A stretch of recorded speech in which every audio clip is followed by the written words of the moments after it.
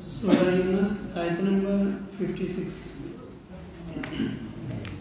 أعوذ بالله من الشيطان الرجيم. بسم الله الرحمن الرحيم. يا أيها الناس قد جاءتكم موعظة من ربكم وشفاء لما في الصدور وهدى ورحمة للمؤمنين. قل بفضل الله وبرحمته فبذلك فليفرحوا هو خير مما يجمعون. قل أرأيتم ما أنزل الله لكم من رزق فجعلتم منه حراما وحلالا قل الله أذن لكم أم على الله تفترون. وما ظن الذين يفترون على الله الكذب يوم القيامة إن الله لذو فضل على الناس ولكن أكثرهم لا يشكرون.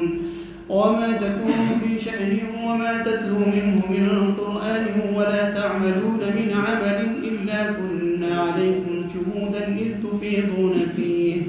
وما يعزب عن ربك من مثقال ذرة في الأرض ولا في السماء ولا أصغر من ذلك ولا أكبر إلا في كتاب مبين. ألا إن أولياء الله لا خوف عليهم ولا هم يحزنون الذين آمنوا وكانوا يتقون.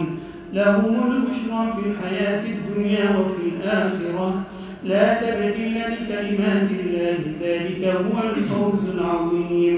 ولا يحزنك قولهم إن العزة لله جميعا هو السميع العليم. ألا إن لله من في السماوات ومن في الأرض وما يتبع الذين يدعون من دون الله شركاء إن يتبعون إلا الظن وإن هم إلا يخرصون. هو الذي جعل لكم الليل تسكنوا فيه والنهار مبصرا إن في ذلك لآيات لقوم يسمعون. قالوا اتخذ الله ولدا سبحانه هو الغني له ما في السماوات وما في الأرض إن عندكم من سلطان بهذا أتقولون على الله ما لا تعلمون. قل إن الذين يفترون على الله الكذب لا يفلحون. متاع في الدنيا ثم إلينا مرجعهم ثم نذيقهم العذاب الشديد بما كانوا يكفرون.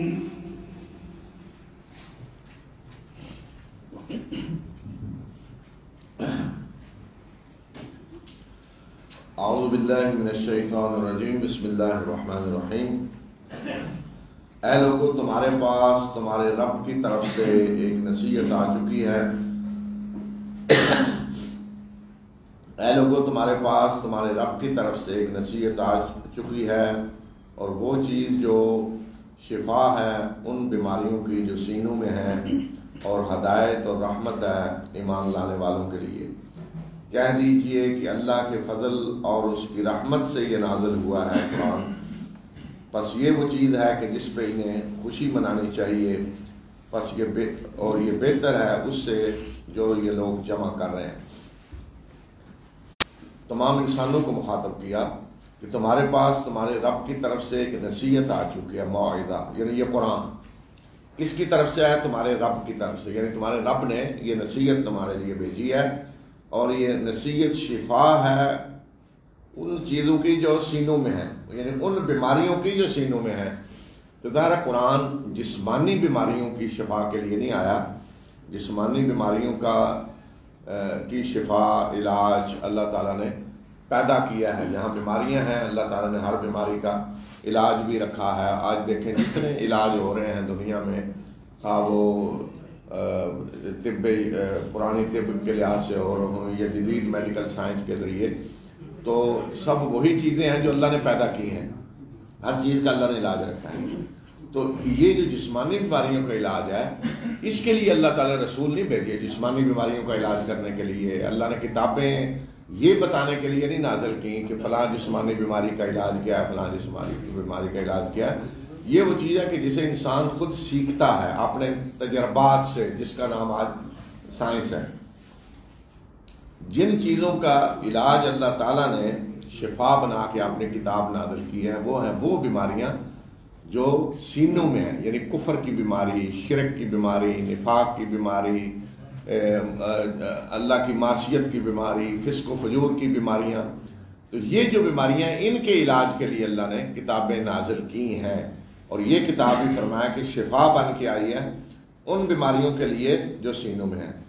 تو آج ہمارے مسلمانوں کا حال یہ ہے، اور پہلی قوموں نے بھی ایسے کیا کہ وہ قرآن جو اللہ تعالیٰ نے ہدایت اور رہنمائی بنا کے بھیجا ہے، رحمت بنایا ہے کفر اور شرک کے اندھیروں سے نکالنے کے لیے، تو اسے بھی بنا لیا گیا کہ یہ گویا کہ جسمانی بیماریوں کا علاج ہے، کہ فلاں بیماری ہو تو فلاں صورت پڑھیں، فلاں آیت پڑھیں، فلاں بیماری ہو، جس طرح استغفر اللہ کوئی نعوذ باللہ وہ جڑی بوٹیاں ہیں بتائی جا رہی ہیں کہ فلاں تکلیف ہو تو یہ پڑھ لیں، فلاں تکلیف ہو تو یہ پڑھ لیں. البتہ دعائیں ہیں قرآن میں جو اللہ تعالیٰ نے دعائیں بتائی ہیں، بے شک وہ دعا تو ہونی چاہیے، جس طرح ایوب کی دعا اللہ تعالیٰ نے بیان کی ہے. تو دعا اور چیز ہے، اور قرآن کو بالکل اس طرح سمجھ لینا کہ وہ جسمانی بیماریوں کی شفا کے لیے فلاں آیت ہے فلاں آیت ہے، یہ چیز بالکل غلط ہے. قرآن ان جسمانی بیماریوں کے لیے نہیں آیا، نہ ہی اللہ نے رسول اس لیے بھیجے ہیں. نہ رسول لوگوں کو سائنس بتانے آئے ہیں، نہ کوئی میڈیکل سائنس بتانے آئے ہیں، نہ زراعت کے طریقے بتانے آئے ہیں. یہ طریقے انسان خود سیکھتے ہیں. تو یہ فرمایا کہ یہ ہدایت اور رحمت ہے، اور سینوں میں جو بیماریاں ہیں ان کے لیے شفا ہے. لیکن یہ ہدایت اور رحمت کن کے لیے ہے؟ مومنوں کے لیے. شفا تو اللہ نے سب کے لیے بنا کے اس کو نازل کیا، لیکن ہدایت اور رحمت مومنوں کے لیے ہے، یعنی جو اس پہ ایمان لاتے ہیں. پھر مومنوں کو کہا کہ یہ وہ چیز ہے کہ جس پہ انہیں خوشی منانی چاہیے، اور قرآن کا یہ نزول اللہ کے فضل اور اس کی رحمت سے ہوا ہے. کہہ دیجئے کہ کیا تم نے غور کیا، دیکھا کہ اللہ نے جو بھی تمہارے لیے رزق نازل کیا ہے تو تم نے اس میں سے کچھ کو حرام قرار دے لیا اور کچھ کو حلال. ان سے پوچھیں کہ کیا اللہ نے اس کی تمہیں اجازت دی ہے، یا تم اللہ پر جھوٹ باندھتے ہو، جھوٹ کی نسبت کرتے ہو اللہ کی طرف. یعنی تم کون ہوتے ہو اللہ کے پیدا کردہ رزق میں سے حلال اور حرام کے فیصلے کرنے والے؟ جس نے یہ رزق تمہیں دیا ہے اس کا حق ہے کہ وہ بتائے کیا حلال ہے کیا حرام ہے. تو حلال اور حرام کے فیصلے تم نہ کرو. اور جو لوگ اللہ پر جھوٹے افتراء باندھتے ہیں، قیامت کے دن کے بارے میں ان کا کیا خیال ہے؟ قیامت کے بارے میں انہوں نے کبھی سوچا ہے کہ ان کا کیا حشر ہوگا؟ کیا گمان ہے ان کا قیامت کے بارے میں؟ بے شک اللہ لوگوں پہ بڑا فضل کرنے والا ہے، لیکن اکثر لوگ شکر ادا نہیں کرتے. اے نبی صلی اللہ علیہ وسلم، آپ جس حالت میں بھی ہوتے ہیں اور قرآن میں سے جو چیز بھی تلاوت کر رہے ہوتے ہیں، اور اے لوگوں تم جو عمل بھی کر رہے ہوتے ہو، تو اس کے دوران ہم تمہارے اوپر گواہ ہوتے ہیں جب تم اس کام میں مشغول ہوتے ہو. اور تیرے رب سے ذرہ برابر کوئی چیز چھپی ہوئی نہیں ہے، نہ زمین میں اور نہ آسمانوں میں، اور نہ اس سے چھوٹی اور نہ اس سے بڑی کوئی چیز ایسی ہے کہ جو واضح کتاب میں درج نہ ہو. ہر چیز اللہ کے علم میں ہے. رتی برابر رائی کے دانے کے برابر کوئی چیز نہیں ہے کہ جو چھپی ہوئی ہو. رائی کے دانے سے چھوٹی ہو بڑی ہو، سب واضح رجسٹر میں درج ہے. سن لو کہ بے شک اللہ کے ولی، سن لو بے شک اللہ کے ولیوں کو نہ کوئی خوف ہوگا اور نہ وہ غمگین ہوں گے. وہ لوگ جو ایمان لائے اور اللہ سے ڈر کر زندگی گزارتے رہے، ان کے لیے خوشخبری ہے، دنیا کی زندگی میں بھی اور آخرت میں بھی اللہ کے فرمانوں کو کوئی تبدیل نہیں کر سکتا. بے شک یہ ہے عظیم کامیابی. یہ آیت جو ہے یہ بھی قرآن کی ان آیتوں میں سے ہے جس کا لوگ اپنی مرضی کا مطلب نکالتے ہیں. جس طرح آیت پیچھے گزری ہے نا، یا ایھا الذین آمنوا اتقوا اللہ وابتغوا الیہ الوسیلہ، اے لوگوں اللہ سے کرو اور اس کے قرب کا ذریعہ تلاش کرو. اسی طرح یہ آیت سن لو کہ جو اللہ کے ولیوں نے کوئی خوف و غم نہیں ہوگا. تو یہ آیت پڑھ کر لوگ جس کو چاہتے ہیں اللہ کا ولی بناتے ہیں، اپنی طرف خود فیصلہ کرتے ہیں یہ اللہ کا ولی ہے، اور اس کے بعد اس کو خدا کا شریک بنانا شروع کر دیتے ہیں. اور جب کہیں جی شرک کر رہے ہیں، یہ انسان ہے، آپ نے خدائی صفات دے دی ہیں، اللہ کے شریک ٹھہرا رہے ہیں، ان سے عاجزیں مانگ رہے ہیں، مشکل کشائی کے اختیارات دے دیے ہیں، انہیں پکار رہے ہیں مدد کے لیے، ان سے استعانت طلب کر رہے ہیں، ان کے لیے نظریں نیازیں جو اللہ کا حق ہے. نہیں جی دیکھیے اللہ نے نہیں کہا کہ الا ان اولیاء اللہ لا خوف علیہم ولا هم يحزنون. ٹھیک ہے، کوئی شک نہیں کہ اللہ نے کہا ہے جو اللہ کے ولی ہیں انہیں کو، لیکن اللہ نے کوئی لسٹ دی ہے ولیوں کی؟ اللہ تعالیٰ نے کوئی نوٹیفیکیشن جاری کیا ہے، لسٹ دے دی ہے یہ میرے ولی ہیں؟ نبیوں کا تو اللہ نے بتا دیا ہے کون ہے نبی، جن کا ذکر کرنا تھا ضروری وہ کر دیا، باقی جن کا نام نہیں لیا وہ بھی ہیں بہت سارے. اللہ تعالیٰ نے بتا دیا کہ بہت سارے ہیں جن کا نام ہم نے لیا ہے قرآن میں، بہت سارے جن کا نہیں لیا. لیکن اللہ تعالیٰ نے کوئی لسٹ جاری کی ہے یہ میرے ولی ہیں. رسول اللہ صلی اللہ علیہ وسلم نے کوئی لسٹ جاری کی ہے فلاں فلاں امت میں آئیں گے یہ اللہ کے ولی ہوں گے اور یہ کرنا، کوئی لسٹ اللہ کے رسول نے جاری کی نہیں، کچھ نہیں. صفات بتا دی ہیں کہ اللہ کے ولی یہ ہوں گے. یہاں بتا دیا آگے کون ہے، الذین آمنوا وکانوا یتقون، جو ایمان لائے اللہ پہ اور ڈر کر زندگی گزاری، یعنی متقی لوگ. ایمان اور تقوی، ایمان تھا ان کے اندر اور تقوی. تو اس کا مطلب ہے کہ ہر مومن جو ایمان رکھتا ہے اور اللہ سے ڈرتا ہے وہ اللہ کا ولی ہے. تو یہ کوئی دعویٰ کرنے والی چیز نہیں ہے، نہ یہ کہ خود کوئی دعویٰ کرے. اگر خود کہتا ہے میں اللہ کا ولی ہوں تو وہ تو جھوٹا ہے، واضح. یہ تو مطلب سوال ہی نہیں پیدا ہوتا کہ جو شخص خود دعویٰ کر رہا ہے میں ولی ہوں وہ تو سمجھ لے کہ جھوٹا ہے، شیطان نے اس کو بہکایا ہوا ہے. اس لیے کہ جو جتنا زیادہ اللہ پر ایمان رکھنے والا ہوگا اور ڈرنے والا ہوگا وہ تو کانپ رہا ہوگا. وہ کب دعویٰ کرے گا کہ میں یہ ہوں؟ وہ تو کوئی دعویٰ نہیں کرے گا، وہ تو کہے گا پتہ نہیں میرا کیا بننا ہے. دیکھیں نا حضرت عمر رضی اللہ تعالیٰ عنہ جب زخمی تھے تو لوگ آئے، تعریفیں کی ہیں امیر المومنین آپ کے تو یہ کارنامے ہیں، اور کوئی شک بھی نہیں، ایمان اور ہجرت اور جہاد اور پھر خلافت کے دوران کیا کیا انہوں نے خدمت کی اسلام کی. لیکن حضرت عمر نے کیا کیا جب سارا کچھ سن رہے تھے؟ انہوں نے کہا کہ برابر برابر میں چھوٹ گیا نا تو بڑی کامیابی ہے میری، برابر برابر معاملہ ہو گیا تو بڑی کامیابی ہے. یہ حال تھا ان کا. عظیم ہستیاں جنہیں رسول اللہ صلی اللہ علیہ وسلم نے خوشخبری بھی دی تھی جنت کی، اور اللہ تعالیٰ نے بھی قرآن میں کہہ دیا نا والسابقون الاولون من المہاجرین والانصار، اور جو ان کے بعد آئے رضی اللہ عنہم ورضوا عنہ، اللہ ان سے راضی ہوا واللہ سے راضی ہوا. اس کے باوجود یہ کیسے ہو سکتا ہے کہ کوئی شخص اللہ سے ڈرنے والا یہ دعویٰ کرے کہ اللہ کا ولی ہے؟ اچھا یہ تو ہو گیا اپنی طرف سے کوئی دعویٰ کرے. دوسرا کون ہوتا ہے کسی کو کہنے والا کہ اللہ کا ولی ہے؟ آپ کو کس نے بتایا بھی اللہ کا ولی ہے؟ اپنا اللہ کا حق کہنا بتائے میرا ولی ہے. مثلا فرض کریں اگر ایک شخص ایک حکمران ہے، مثلا کوئی اٹھ کے کہہ رہا ہے جی میں بادشاہ کا دوست ہوں، بادشاہ بتائے گا نا میرے کون دوست ہیں. کوئی خود دعوے کرتا پھر یہ کیسے ہو سکتا ہے؟ تو اللہ تعالیٰ بتائے میرا کون دوست ہے، ٹھیک ہے، لیکن خود کو دعویٰ کرے یا دوسرا دعویٰ کرے نہیں فلاں اللہ کا دوست ہے. آپ کو کس نے بتایا وہ اللہ کا دوست ہے؟ آپ کون ہوتے ہیں دعویٰ کرنے والے؟ تو اس لیے یہ تو چیز ہی غلط ہے کہ ہم اٹھ کے کسی کو ولی بنا دیں اور لسٹیں جاری کر دیں، اولیاء اللہ کتاب لکھ کے یہ اللہ کے ولی ہیں سارے. ہاں ہم امید رکھتے ہیں، یہ ہونا چاہیے، ہم امید رکھتے ہیں کہ یہ لوگ جنہوں نے اچھی زندگیاں گزاری، اللہ سے ڈر کر زندگیاں گزاری، ایمان لائے، اللہ کے دین کی خدمت کی، ہم امید رکھتے ہیں کہ اللہ ان کے درجات بلند کرے گا، اللہ انہیں جنت میں داخل کرے گا اپنی رحمت. جس طرح قرآن میں جگہ جگہ اللہ تعالیٰ فرما رہے ہیں کہ یہ لوگ ہیں جنہیں اللہ اپنے دامن رحمت میں جگہ کرے گا. اولئک سیرحمہم اللہ، کہ یہ لوگ ہیں امید ہے اللہ رحم کرے گا. ٹھیک ہے، یہ ہونا چاہیے. لیکن ہم فیصلہ کر دیں یہ اللہ کے ولی ہیں. ہم کون ہوتے ہیں فیصلہ کرنے والے؟ پھر یہ کہ ایک محکمہ بنا لیا گیا پورا، وہ خاص قسم کے الگ، وہ جنہیں دنیا کا کوئی پتہ نہیں ہونا چاہیے، اور کوئی دنیا سے بھاگے ہوئے، شادی نہیں کی، دنیا کا کوئی کام نہیں کیا، جنگلوں میں رہنے والے، لباس بھی ایسے ہی کوئی نہیں، اور یہاں بیٹھے ہوئے ہیں، دماغی توازن ممکن ہے ٹھیک نہیں، وہ عیسائیوں کی طرح انہوں نے راہب بنائے، ہم نے اس طرح کے کھڑے کر دیے یہ اللہ کے ولی. ایک اور عجیب چیز آپ دیکھیں، آپ کوئی اولیاء اللہ کے کتاب اٹھا لیں، سیرت اولیاء مسلمانوں کے جو اولیاء، ایک ہے عیسائیوں کے، ان کی بھی اپنی کتابیں، ان کے اولیاء ہیں بڑے بڑے، ہم نے مسلمانوں نے جو لکھی ہے، کسی صحابی کا نام نہیں ملے گا اس میں.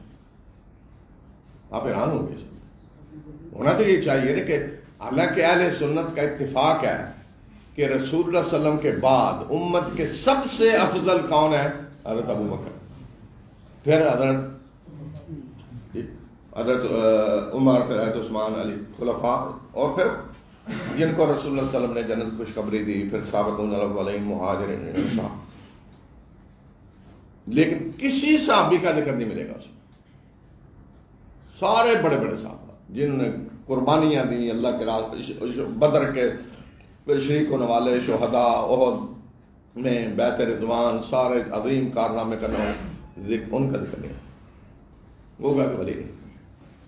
یہ محکمہ ہی الگ ہے، جس کو چاہا وہ بنا دیا اور ان کی طرف عجیب و غریب چیزیں منسوخ کی، اور پھر انہیں اٹھا کے ظلم یہ ہے کہ اللہ کے ساتھ خدائی میں شریک ٹھہرا دیا. خدائی میں شریک ٹھہرا، خدائی صفات ان کو دے دی ساری، کہ وہ غیب جانتے ہیں، دعائیں سنتے ہیں، حاجتیں پوری کرتے ہیں، اور اگر ناراض ہو جائیں تو آپ کو نقصان پہنچا دیتے ہیں، راضی ہو جائیں تو نواز دیتے ہیں، قبر میں آ کے انہوں نے بچانا ہے، آخرت میں شفاء عند اللہ انہوں نے سفارش کرنی ہے. جو قرآن بتا رہا ہے نا، جو آلہہ بنائے ہوئے تھے، جو ان کے بارے میں سمجھتے تھے نا سارے عرب یا قوم عاد اور سمود اور جتنی گزری، وہی آج جتنے ولی بنائے ہوئے ہیں ان کے بارے میں وہی اعتقاد ہے. گویا کہ انہیں اللہ کے ساتھ شریک ٹھہرائے ہوئے. ہر مومن جو ایمان رکھتا تقوی ہے وہ اللہ کا ولی. بے شک وہ سڑک پہ مزدوری کر رہا ہوں، زرگ کھود رہا، لیکن کسی آپ کہیں گے اس کو ایسے مزدور کو یہ اللہ کا ولی نہیں، سوال ہی نہیں پیدا ہوتا. اللہ کا ولی کوئی ایسا بھی ہو سکتا ہے. ایک آج اگر کوئی شخص اسلحہ ایسا تیار کر رہا ہے بیٹھ کے کہ مسلمانوں کی جس سے حفاظت ہو اور ایمان رکھتا ہے، اللہ سے ڈرنے والا ہے، کیا وہ اللہ کا ولی نہیں ہے؟ دن رات لگا ہوا اس کام میں مسلمانوں کی خدمت کے لیے، نہیں وہ نہیں ہو سکتا. یہ تو دنیا کے کام ہے، یعنی دنیا چھوڑ کر جو کوئی تعلق نہیں معاشرے سے کسی سے، وہ کہیں کونے میں بیٹھ کے جی جنگلوں میں کرتے رہے، اور جنگلوں میں عجیب بات ہے، فلاں جی وہ جنگلوں میں پھر رہے تھے جی اتنے سال. کیا اللہ کے رسول صلی اللہ علیہ وسلم جنگلوں میں پھرے ہیں؟ کوئی صحابی ایمان لانے کے بعد دنیا چھوڑ کے جنگلوں میں چلا گیا ہے؟ تو یہ کس کی سنت ہے جس پہ عمل ہو رہا ہے؟ تو ہم نے ایک پورا محکمہ بنا دیا. اور اس سے بھی آگے ایک بات کتابیں میں نے دیکھی کہ مشرکانہ نظام بنایا ہوا ہے پورا. آپ پڑھ کے کانوں سے جیسے دھواں نکلنا شروع ہو جائے گا کہ ہندوؤں سے بھی آگے کہ کائنات کا نظام کون چلا رہا ہے. جی پتہ ہے یہ ہم نے مسلمانوں کے یہاں جو مشرکانہ نظام بنا ہوا، کتابیں لکھی ہوئی ہیں اس پہ کہ پوری کائنات کا نظام کون چلا رہا ہے. یعنی اللہ نے جس کو دے دیا اختیارات، اللہ کا تو میں ذکر ہی نہیں، پوری کائنات کا سارا نظام کون چلاتا ہے؟ غوث پورا نظام چلاتا ہے. غوث کے نیچے کتب ہوتے ہیں، کتب ہوتے ہیں جی، جیسے ہے نا وزیر اعظم یا صدر، نیچے گورنر، نیچے ڈپٹی کمشنر. غوث کتب تعداد ہے باقاعدہ، ایک غوث ہوتا ہے، پھر نیچے کتب شاید دو ہوتے ہیں کہ کتنے، چار، جی 4 ہوتے ہیں، کتب ہیں 4. غوث آرڈر دیتا ہے کتبوں کو. اچھا کتبوں کے نیچے ہوتے ہیں ابدال آرڈر دیتے ہیں نیچے، کتب آرڈر دیتے ہیں ابدالوں کو. پھر ابدالوں کے نیچے ہوتے ہیں نجبا. اچھا وہ ان کی بھی تعداد ہے کچھ. نجبا جو ہیں ان کے نیچے ہوتا ہے جی ولی. پورا ایک مشرکانہ نظام ہے. اوپر سے غوث کا آرڈر آئے گا کتبوں کو، کتب آرڈر دیں گے ابدالوں کو، ابدال آرڈر دیں گے نجبا کو، نجبا آرڈر دیں گے نیچے ولیوں کو. یہ سارے مل کے کائنات کا نظام چلا رہے ہیں. کتابیں لکھی، میری عادت نہیں ہے نام لینا، بڑے بڑے علماء ہیں، ایسے علماء جو آپ حیران ہو جائیں گے سن کے، جنہوں نے یہ کتابیں لکھی ہیں. بہت عظیم شخصیتیں جنہیں سمجھا جاتا ہے کہ انہوں نے یہ کتابیں لکھی ہیں. یہ سارا نظام انہوں نے بنایا. ولیوں کے نام بھی دیکھیں گے کچھ. تو ہر مومن اللہ کا ولی ہے، کوئی بھی ہو. صحابہ سارے اللہ کے ولی تھے، ان سے بڑا کون ولی ہوگا جن کے بارے میں جگہ جگہ اللہ تعالیٰ فرما رہا ہے کہ رضی اللہ عنہم ورضوا عنہ، اللہ ان سے راضی ہوا. تو دیکھ لیں ان کی صفات کیا تھی. کیا انہیں دنیا کا پتہ نہیں تھا؟ دنیا چھوڑ کے بھاگے تھے، حکمرانی انہوں نے کی، تجارت انہوں نے کی، دنیا کے سارے کام کیے، جہاد اللہ کے راستے میں کیا، ایمان اسلام کی دعوت دی، تو ان کی سیرت دیکھ لیں، ان کا دیکھ لیں درجات اور اخلاق و کردار، اور جنہیں آج ولی سمجھا جاتا ہے ان کا دیکھ۔ تو یہ اللہ تعالیٰ نے بتا دیا کہ کون ہے اللہ کے ولی، جو ایمان لائے اور اللہ سے ڈر کے زندگی گزارتے رہے، ان کے لیے دنیا کی زندگی میں بھی خوشخبری ہے اور آخرت میں بھی۔ اللہ کے فرمانوں کو کوئی بدل نہیں سکتا، یعنی یہ جو اللہ نے وعدے کیے ہیں ان کو کوئی بدلنے والا نہیں، یہ ہے عظیم کامیابی۔ اے نبی صلی اللہ علیہ وسلم، ان کی بات آپ کو غمگین نہ کرے، بے شک عزت ساری کی ساری اللہ کے ہاتھ میں ہے، وہی سننے والا اور جاننے والا ہے۔ سن لو کہ بے شک جو بھی آسمانوں اور زمین میں ہے اللہ ہی کے ہیں، اور لوگ اللہ کے سوا جن شرکاء کو پکارتے ہیں تو وہ صرف گمان کی پیروی کر رہے ہیں اور محض قیاس آرائیاں کر رہے ہیں، یعنی ان کے پاس کوئی دلیل نہیں ہے کہ اللہ نے انہیں اپنا شریک ٹھہرایا۔ جیسے اوپر گزرا ہے، میں نے کہا کہ جس کو چاہا ولی قرار دے دیا اور پھر الوہیت میں شریک ٹھہرا دیا۔ فرمایا کہ جن کو یہ اللہ کے ساتھ پکار رہے ہیں تو کوئی اللہ نے تو نہیں سند نازل کی، انہوں نے اپنے طور پہ گھڑ لیا، گمان اور کیا سرائیاں ہیں ساری جو کر رہے ہیں۔ وہ اللہ ہی ہے کہ جس نے رات کو بنایا تاکہ تم اس میں سکون حاصل کرو، اور دن کو روشن بنایا تاکہ اس میں کام کرو۔ بے شک اس میں بڑی نشانیاں ہیں ان لوگوں کے لیے جو سنتے ہیں یعنی سننا چاہتے ہیں اور سن کر غور و فکر بھی کرتے ہیں۔ ان لوگوں نے کہا کہ اللہ نے کسی کو بیٹا بنایا ہے، پاک ہے وہ، یعنی پاک ہے وہ کہ اس کا کوئی بیٹا ہو، وہ بے نیاز ہے، اسی کا ہے جو کچھ آسمانوں میں ہے اور جو کچھ زمین میں ہے، کیا تمہارے پاس اس کی کوئی دلیل ہے؟ یعنی جو یہ کہہ رہے ہیں کہ اللہ نے فلاں کو بیٹا بنایا، جس طرح عیسائی کہہ رہے ہیں حضرت عیسیٰ اللہ کے بیٹے ہیں، تو فرمایا کیا اس کی کوئی دلیل ہے تمہارے پاس کہ اللہ نے کسی کو بیٹا بنایا؟ کہ یا تم اللہ کی طرف نسبت کر کے وہ باتیں کہتے ہو جو جانتے نہیں ہو، جن کا بالکل تمہیں کوئی پتہ نہیں ہے۔ کہہ دیجئے کہ وہ لوگ جو اللہ پر جھوٹا افطرا باندھتے ہیں وہ فلاح نہیں پائیں گے۔ یہ دنیا کی زندگی کا چند روزہ مزہ ہے، پھر ان کا ہماری طرف پلٹ کر آنا ہے، پھر ہم انہیں سخت عذاب کا مزہ چکھائیں گے اس کفر کی وجہ سے جو یہ کیا کرتے تھے۔ یعنی یہ تو ہم نے مہلت دی ہوئی ہے، مزے کرنے چند روز، لیکن آنا تو ہمارے پاس ہی ہے نا۔ جب آئیں گے تو پھر ہم انہیں بتائیں گے کہ وہ جو کفر کرتے رہے تو اس کفر کی سزا کیا ہے۔ وَاتْلُ عَلَيْهِمْ نَبَأَ نُوحٍ إِذْ قَالَ لِقَوْمِهِ يَا قَوْمِ إِن كَانَ كَبُرَ عَلَيْكُمْ مَقَامِي وَتَذْكِيرِي بِآيَاتِ اللَّهِ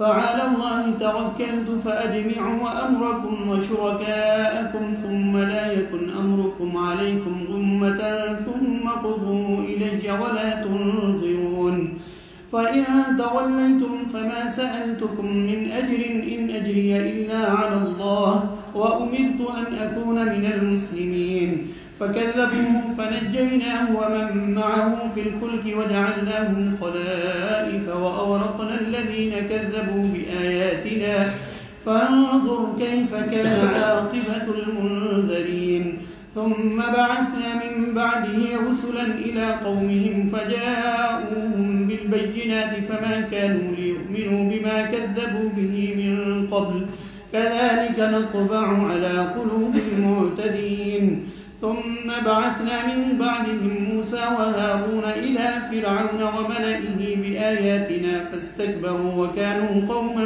مجرمين فلما جاءهم الحق من عندنا قالوا إن هذا لسحر مبين قال موسى أتقولون للحق لما جاءكم أسحر هذا ولا يفلح الساحرون قالوا وجئتنا لتلفتنا عما وجدنا عليه آباءنا وتكون لكما الكبرياء في الأرض وما نحن لكما بمؤمنين وقال فرعون ائتوني بكل ساحر عليم فلما جاء السحرة قال لهم موسى ألقوا ما أنتم ملقون فلما ألقوا قال موسى ما جئتم به السحر إن الله سيبطله إن الله لا يصلح عمل المفسدين ويحق الله الحق بكلماته ولو كره المجرمون.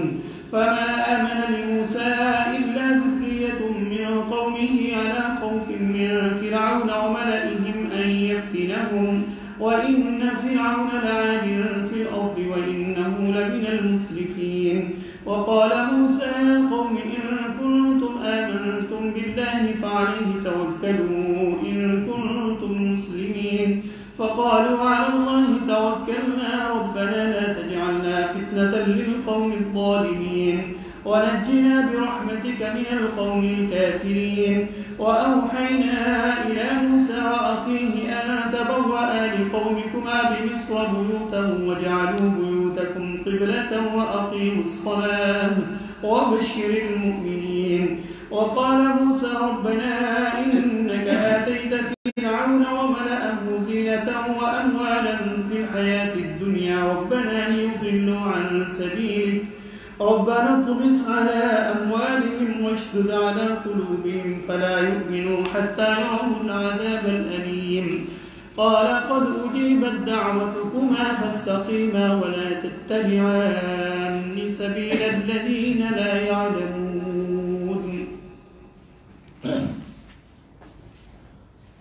اور انہیں نوح کی خبر سناؤ جب اس نے اپنی قوم سے کہا کہ اے میری قوم، اگر میرا تمہارے اندر رہنا اور اللہ کی آیات کے ذریعے تمہیں یاد دہانی کرانا تمہارے لیے ناقابل برداشت ہو رہا ہے تو میں نے تو اللہ پہ توکل کی، تو پس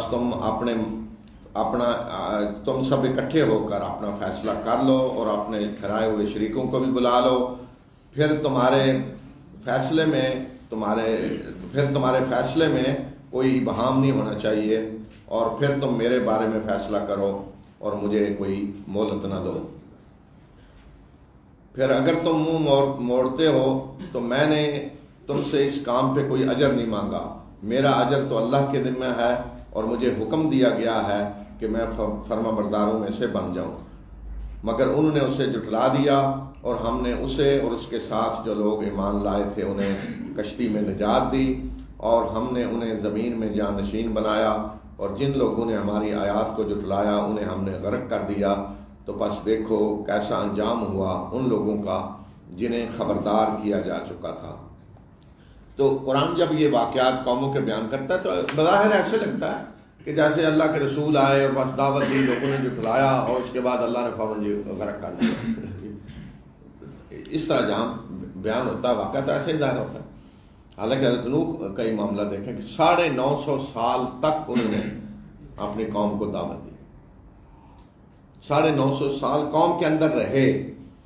اللہ تعالیٰ نے فرمایا 950 سال قوم کے اندر رہے۔ اب یہ کہ پورا بچپن سے لے کر وفات تک 950 سال یا دعوت 950 سال دی، اتنا طویل عرصہ اللہ تعالیٰ نے مہلت دی ان لوگوں کو۔ باقی بھی جتنے اللہ کے رسول ہیں تو وہ جب دعوت دیتے رہے، لوگ جھٹلاتے رہے، تو طویل عرصے تک اللہ تعالیٰ نے ڈھیل دی۔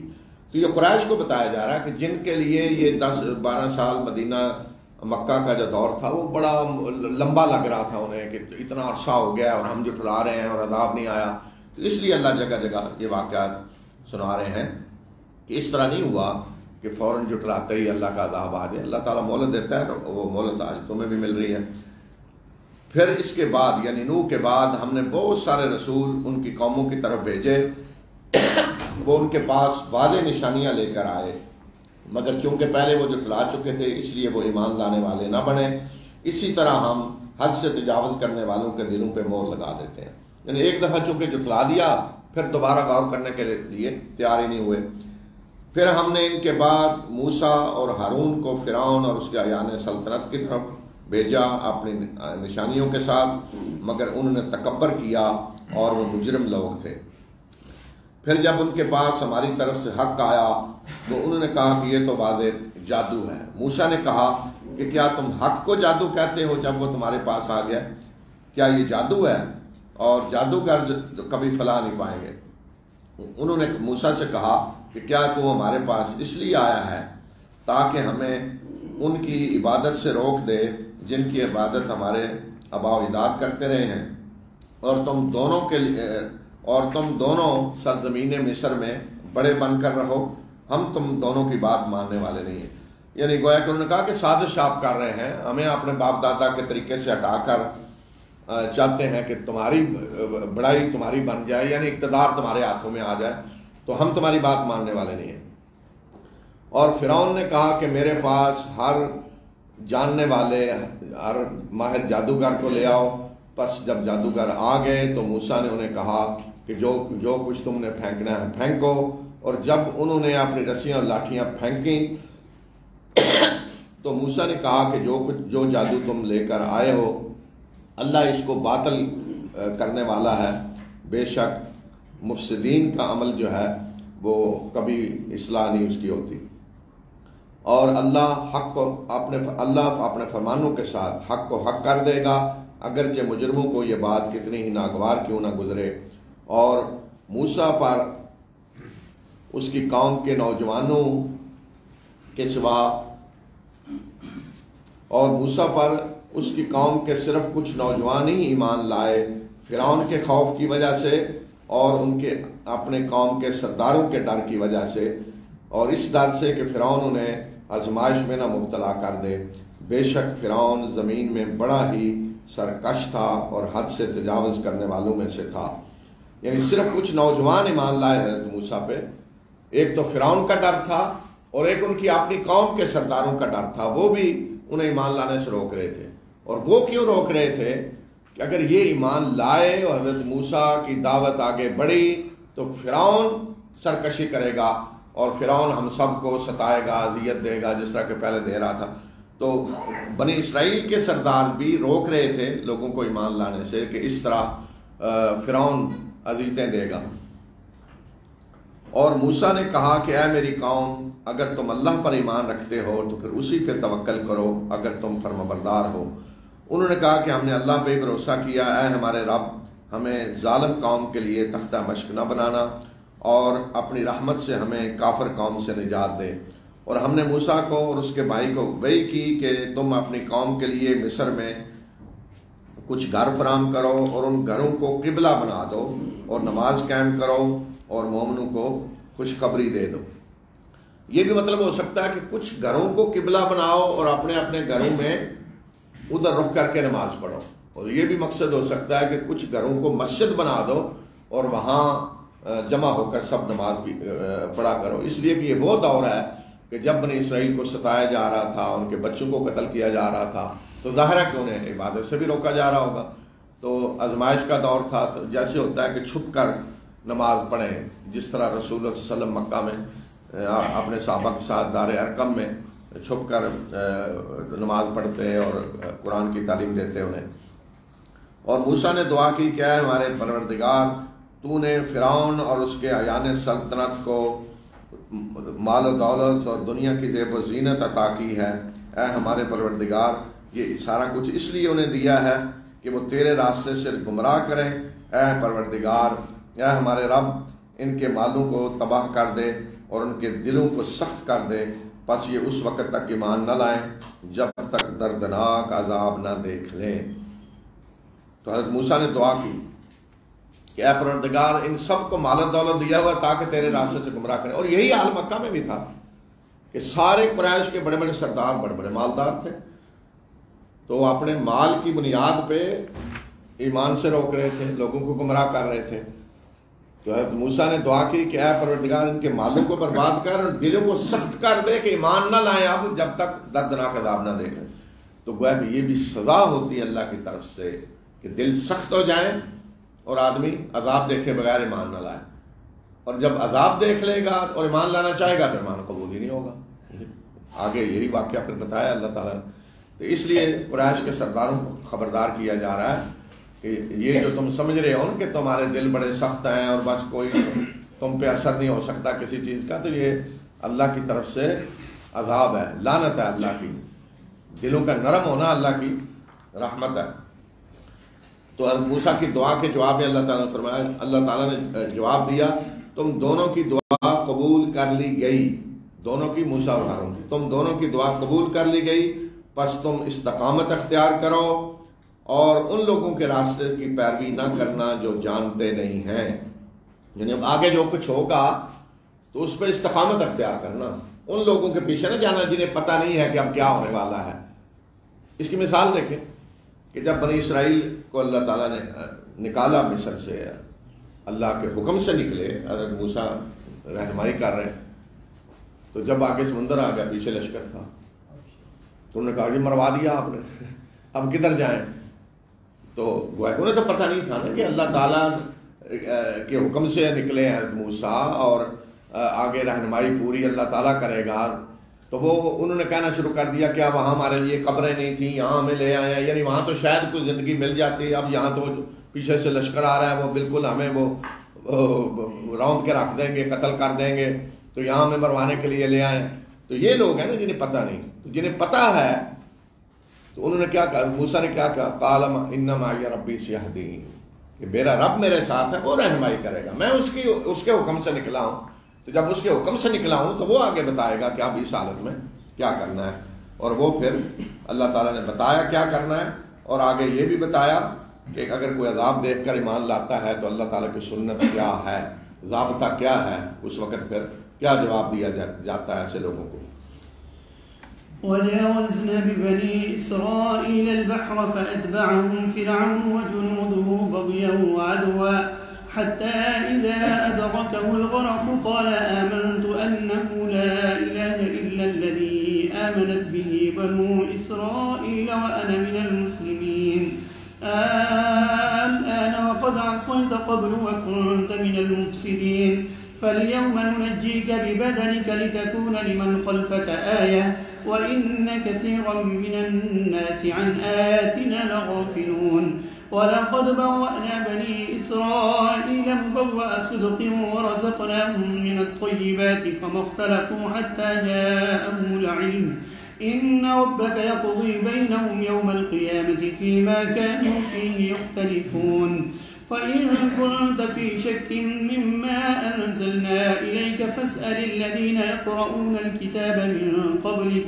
لقد جاءك الحق من ربك فلا تكونن من الممترين ولا تكونن من الذين كذبوا بآيات الله فتكون من الخاسرين إن الذين حقت عليهم كلمة ربك لا يؤمنون ولو جاءتهم كل آية حتى يروا العذاب الأليم فلولا كانت قرية آمنت فنفعها إيمانها إلا قوم يونس لما آمنوا كشفنا عنهم عذاب الخزي في الحياة الدنيا ومتعناهم إلى حين ولو شاء ربك لآمن من في الأرض كلهم جميعا أفأنت تكره الناس حتى يكونوا مؤمنين وما كان لنفس أن تؤمن إلا بإذن الله ويجعل الرجس على الذين لا يعقلون قل انظروا ماذا في السماوات والأرض وما تغني الآيات والنذر عن قوم لا يؤمنون فهل ينتظرون إلا مثل أيام الذين خلوا من قبلهم قل فانتظروا إني معكم من المنتظرين ثم ننجي رسلنا والذين آمنوا كذلك حقا علينا ننجي المؤمنين قل يا أيها الناس إن كنتم في شك من ديني فلا أعبد الذين تعبدون من دون الله ولكن أعبد الله الذي يتوفاكم وأمرت أن أكون من المؤمنين وأن أقم وجهك للدين حنيفا ولا تكونن من المشركين ولا تدع من دون الله ما لا ينفعك ولا يضرك فإن فعلت فإنك إذا من الظالمين وإن يمسسك الله بضر فلا كاشف له إلا هو وإن يردك بخير فلا راد لفضله يصيب به من يشاء من عباده وهو الغفور الرحيم قل يا أيها الناس قد جاءكم الحق من ربكم فمن اهتدى فإنما يهتدي لنفسه ومن ضل فإنما يضل عليها وما أنا عليكم بوكيل واتبع ما يوحى إليك واصبر حتى يحكم الله وهو خير الحاكمين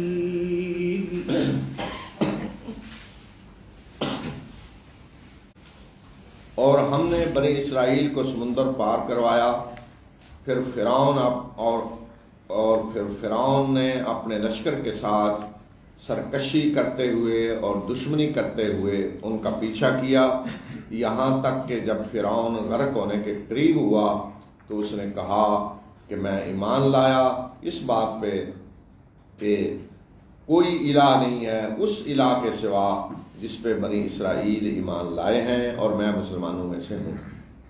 جب غرق ہونے لگا تو کہا کہ میں ایمان لے آیا ہوں، آمنت انہ لا الہ الا الذی آمنت بہ بنو اسرائیل، کہ میں اس الہ پہ ایمان لے آیا ہوں جس پہ بنو اسرائیل ایمان لائے۔ یہ نہیں کہا صرف میں ایمان لے آیا ہوں، وضاحت کے ساتھ، کوئی شک نہیں کس الہ پہ ایمان لایا ہوں جس پر بنی اسرائیل ایمان لائے اور میں مسلمانوں میں سے ہوں۔ غرق ہونے کے قریب ڈوب رہا تھا جب، تو جواب میں اللہ تعالیٰ نے فرمایا کہ اب ایمان لاتے ہو، کیا اب ایمان لاتے ہو؟ اور اس سے پہلے تم نے نافرمانی کی اور تم مفسدین میں سے تھے، کہ اب ایمان لاتے ہو، یعنی اب ایمان قبول نہیں ہوگا، کہ اب اس وقت نہیں، یہ نہیں ہو سکتا، اور پہلے نافرمانی کر رہے تھے، یہ اب وقت ایمان لانے کا گزر چکا ہے۔ تو یہ بتایا کہ جب کوئی موت دیکھ لے گا، نشانی دیکھ لے گا، تو اس وقت ایمان قبول نہیں ہوگا، یا عذاب دیکھ لے گی قوم، عذاب دیکھ کر ایمان لائے گی تو ایمان قبول نہیں ہوگا۔ تو اس لیے اللہ تعالیٰ کیا اب ایمان لا رہے ہیں؟ نہیں، اب نہیں ہوگا۔ ہاں یہ ہے کہ ایمان تو قبول نہیں ہوگا، مگر آج ہم تمہارے جسم کو بچا کر رکھیں گے تاکہ تو اپنے پیچھے بعد میں آنے والوں کے لیے ایک نشانی بن جائے، اور بے شک بہت سارے لوگ ہماری نشانیوں سے غافل ہیں۔ اللہ تعالیٰ نے اسی وقت اسے کہہ دیا ایمان تو قبول نہیں ہے تمہارا، لیکن ایک کام ہوگا کہ آج ہم تمہارے جسم کو بچا کے رکھیں گے، یعنی تمہارا جسم ختم نہیں ہو جائے گا یہاں سمندر میں، نہیں، بچا کے رکھیں گے۔ کیوں بچا کے رکھیں گے؟ لِتَكُونَ لِمَنْ خَلْفَكَ آیَةً، پیچھے آنے والے قوم میں قیامت تک جو آئیں گی ان کے لیے تو نشانی بن جائے۔ یہ تھا فرعون، اللہ کا باغی سرکش، اور جس نے عذاب دیکھ کے ایمان لانے کی کوشش کی، اور اس لیے ہم نشانی بنائیں گے کہ بے شک بہت سارے لوگ ہماری نشانیوں سے غافل ہیں، تو اس لیے ہم اتنی بڑی نشانی بھی انہیں دکھا دیں گے۔ اب یہ دیکھیں قرآن کا معجزہ ہے، یہ دلیل ہے اس بات کی قرآن اللہ کی کتاب ہے۔ اب فرعون کی لاش بچی، اللہ تعالیٰ نے بچائی، اسی وقت نہیں مل گئی تھی، بہت مدت بعد ملی ہے، یعنی جب قرآن نازل ہوا ہے تو اس وقت کوئی کسی کو پتہ نہیں تھا کہ فرعون کی لاش کدھر ہے، مصر میں کوئی تصور بھی نہیں تھا فرعون کی لاش کدھر ہے۔ یہ تو ابھی قریب کے دور میں کہیں ملی ہے لاشیں، جو بہت ساری ادھر ادھر کہیں پائی، ان میں یہ۔ اور پھر جب اس کو چیک کیا گیا سارا میڈیکلی، پورے ٹیسٹ اس کے کیے گئے، تو یہ بھی ثابت ہوا کہ یہ اس شخص کی لاش ہے جو سمندر میں غرق ہوا ہے، اس لیے کہ سمندر کا پانی نمکین ہوتا ہے، تو اس میں نمکیات کے اثرات تھے لاش کے اندر، تو یہ اس سے پہچانا گیا کہ یہ فرعون کی لاش ہے اور یہ سمندر میں غرق ہونے والے کی لاش ہے۔ تو فرانس جب اس لاش کو بھیجا انہوں نے اور ٹیسٹ اس کے کیے، تو ایک بہت بڑا ڈاکٹر جو چیک کر رہا تھا، تو اس کو جب اس نے کہا کہ یہ سمندر میں غرق ہوا ہے، تو کسی مسلمان نے اس سے کہا کہ ہمارے قرآن نے بتایا کہ تمہاری لاش کو ہم بچائیں گے، اور اس کے بارے میں اس نے کہا قرآن کو، وہ تو سمجھ رہے تھے قرآن تو اللہ کا کلام نہیں، خود انسان نے بنایا، اسے کسی انسان کو کیسے پتہ چل گیا کہ یہ اس کی لاش بچائیں گے اور بچی ہوئی ہے؟ تو اس نے اسلام قبول کر لیا اس وقت۔ تو یہ ہے معجزہ قرآن کا، قیامت تک کے لیے زندہ معجزہ ہے۔ اسی طرح کی ساری نشانیاں ہیں جو اللہ تعالیٰ نے بتائی ہیں قرآن میں۔ اور ہم نے بنی اسرائیل کو عزت کی جگہ دی اور پاکیزہ چیزوں کا انہیں رزق دیا، مگر انہوں نے اختلاف کیا اس وقت کہ جب ان کے پاس علم آ چکا تھا۔ بے شک تیرا رب ان کے درمیان قیامت کے دن فیصلہ کرے گا ان باتوں میں جن میں یہ اختلاف کرتے رہے۔ یعنی اختلاف اس وجہ سے نہیں ہوا کہ ان کو ہم نے رہنمائی نہیں ان کی تھی، علم نہیں تھا، اختلاف علم آنے کے بعد ہوا، اور یہی ہوتا ہے آج ہمارا مسلمانوں کا جو اختلاف ہے، فرقے مختلف بنے ہوئے ہیں، تو اس وجہ سے تو نہیں کہ ہمارے پاس علم نہیں، اللہ کی کتاب ہے، اللہ کے رسول صلی اللہ علیہ وسلم کی سنت ہے، سب کچھ بالکل روز روشن کی طرف آ جائے، اس کے باوجود فرقے بنے ہوئے ہیں۔ تو ساری قوموں کا یہی حال تھا کہ علم آ گیا ان کے پاس، اس کے بعد انہوں نے اختلاف کیا، اور اللہ کی سنت یہ ہے کہ ان اختلافات کا فیصلہ دنیا میں نہیں ہوگا، جگہ جگہ قرآن میں دیکھیں اللہ تعالیٰ بتا رہے ہیں ان ربک یقضی بینہم یوم القیامۃ فیما کانوا فیہ یختلفون، کہ جو اختلاف یہ کر رہے ہیں تو اس کا فیصلہ اللہ قیامت کے دن کرے گا، کون حق پہ تھا کون باطل پہ تھا۔ بس اگر تم اس چیز کی طرف سے شک میں ہو جو ہم نے آپ کی طرف نازل کیا ہے، تو جو لوگ آپ سے پہلے کتاب پڑھتے رہے ہیں ان سے پوچھ لیں، یقیناً آپ کے پاس آپ کے رب کی طرف سے حق آ چکا ہے، بس آپ شک کرنے والوں میں سے نہ ہو جائیں، اور نہ ان لوگوں میں سے ہو جائیں جنہوں نے اللہ کی آیات کو جھٹلایا، ورنہ آپ خسارہ پانے والوں میں سے ہو جائیں گے۔ بے شک ان پر تیرے رب کی بات پوری ہو چکی ہے کہ یہ ایمان نہیں لائیں گے، اگرچہ ان کے پاس ہر قسم کی نشانی کیوں نہ آ جائے، جب تک یہ دردناک عذاب نہ دیکھ لیں۔ پیچھے حضرت موسیٰ نے دعا کی تھی نا کہ اے پروردگار ان کے دلوں کو سخت کر دے، یہ دردناک عذاب دیکھے بغیر ایمان نہ لائیں۔ تو یہاں قریش کے بارے میں بھی اللہ تعالیٰ بتا رہے ہیں عرب کہ ان پر تیرے رب کی بات پوری ہو گئی ہے، تو اب یہ ایمان نہیں لائیں گے، اگرچہ ہر قسم کی نشانی نہ دیکھ لیں، جب تک دردناک عذاب نہ دیکھیں۔ ان کے بھی دل اب سخت ہو گئے ہیں، دردناک عذاب دیکھے بغیر ایمان نہیں لائیں گے۔ اب آگے بتایا کہ اللہ کی سنت یہ ہے، پیچھے فرعون کا واقعہ بھی بتایا کہ اگر کوئی عذاب دیکھ کر ایمان لاتا ہے تو ایمان قبول نہیں ہوگا، اس لیے فرمایا کہ ایسا کیوں نہ ہوا کہ کوئی قوم ایمان لائی ہو اور اس کے ایمان نے اسے فائدہ دیا ہو سوائے یونس کی قوم کے۔ جب وہ ایمان لائے تو ہم نے ان سے دنیا کی رسوائی کا عذاب دور کر دیا اور انہیں ایک وقت تک دنیا میں فائدہ اٹھانے کی مہلت دی۔ یہ بتایا کہ اللہ کی سنت یہ ہے کہ اگر کوئی قوم عذاب دیکھ کر ایمان لاتی ہے تو اسے ایمان فائدہ نہیں دیتا۔ ایسا کبھی نہیں ہوا کہ کوئی قوم عذاب دیکھ کر ایمان لائے اور ایمان فائدہ دے، یعنی اللہ تعالیٰ قبول کر لے ایمان نے، کبھی نہیں ہوا۔ ایک استثناء ہے، کس کا؟ قوم یونس کا، کہ وہ عذاب دیکھ کر ایمان لائے تو اللہ تعالیٰ نے عذاب ٹال دیا اور انہیں موقع دے دیا دنیا میں۔ کیوں استثناء کیوں ہے؟ اس لیے کہ حضرت یونس اپنی قوم کو چھوڑ کر نکل گئے تھے، حجت پوری ہونے میں تھوڑی سی کمی رہ گئی تھی۔ حالانکہ اللہ کا قانون یہ ہے کہ اللہ کا نبی قوم کو نہیں چھوڑتا جب تک اللہ اجازت نہ دے۔ لیکن رسول اللہ صلی اللہ علیہ وسلم نے ہجرت کب کی ہے؟ جب اللہ نے اجازت دی۔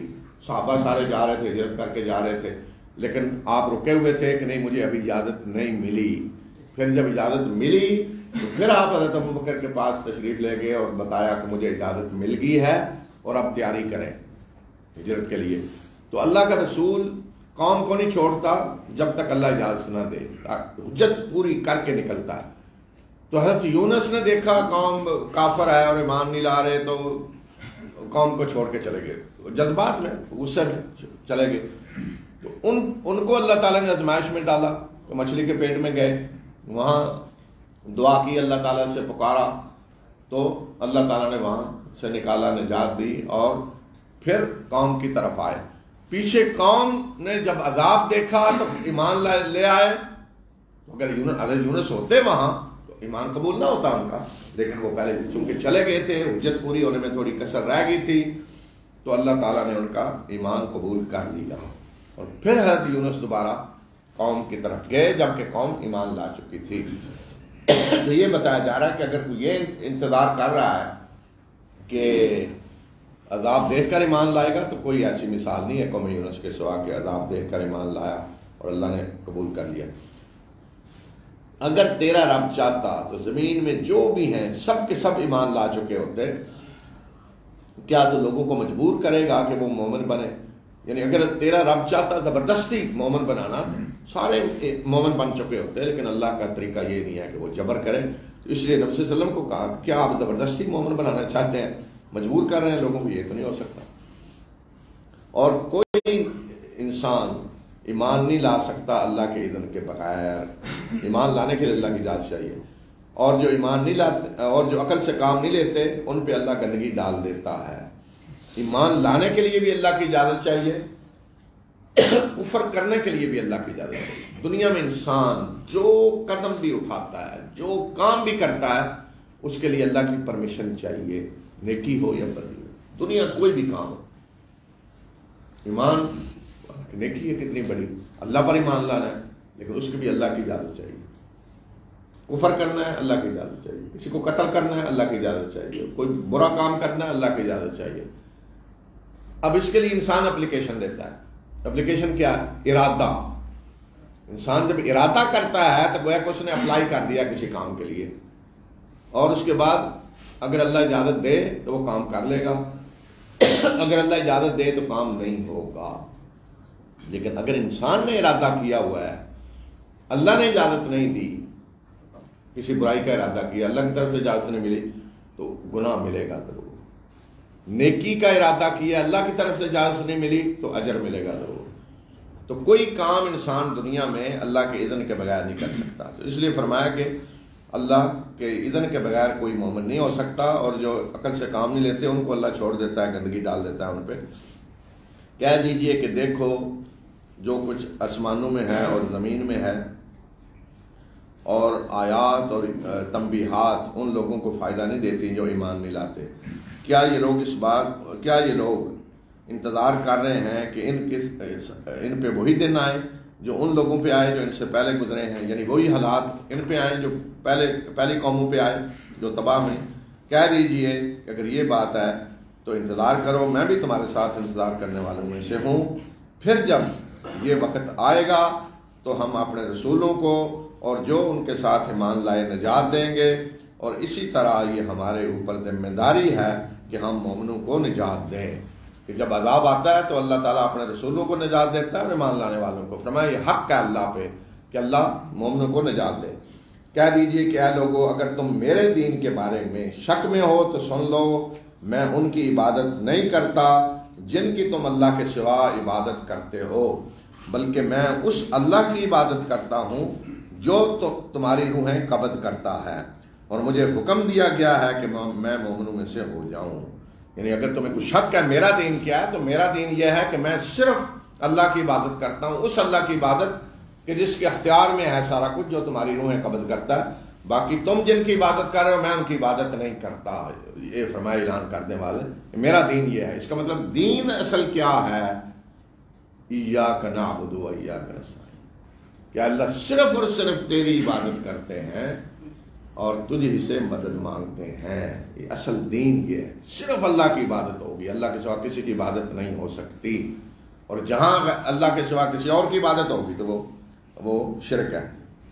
اور مجھے حکم دیا گیا کہ میں مومنوں میں سے ہوں، اور مجھے حکم دیا گیا ہے کہ اپنا رخ دین کی طرف پھیر لو یکسو ہو کر، اور مشرکوں میں سے نہ بنو، اور اللہ کے سوا ان کو نہ پکارو جو نہ تمہیں نفع پہنچا سکتے ہیں اور نہ نقصان۔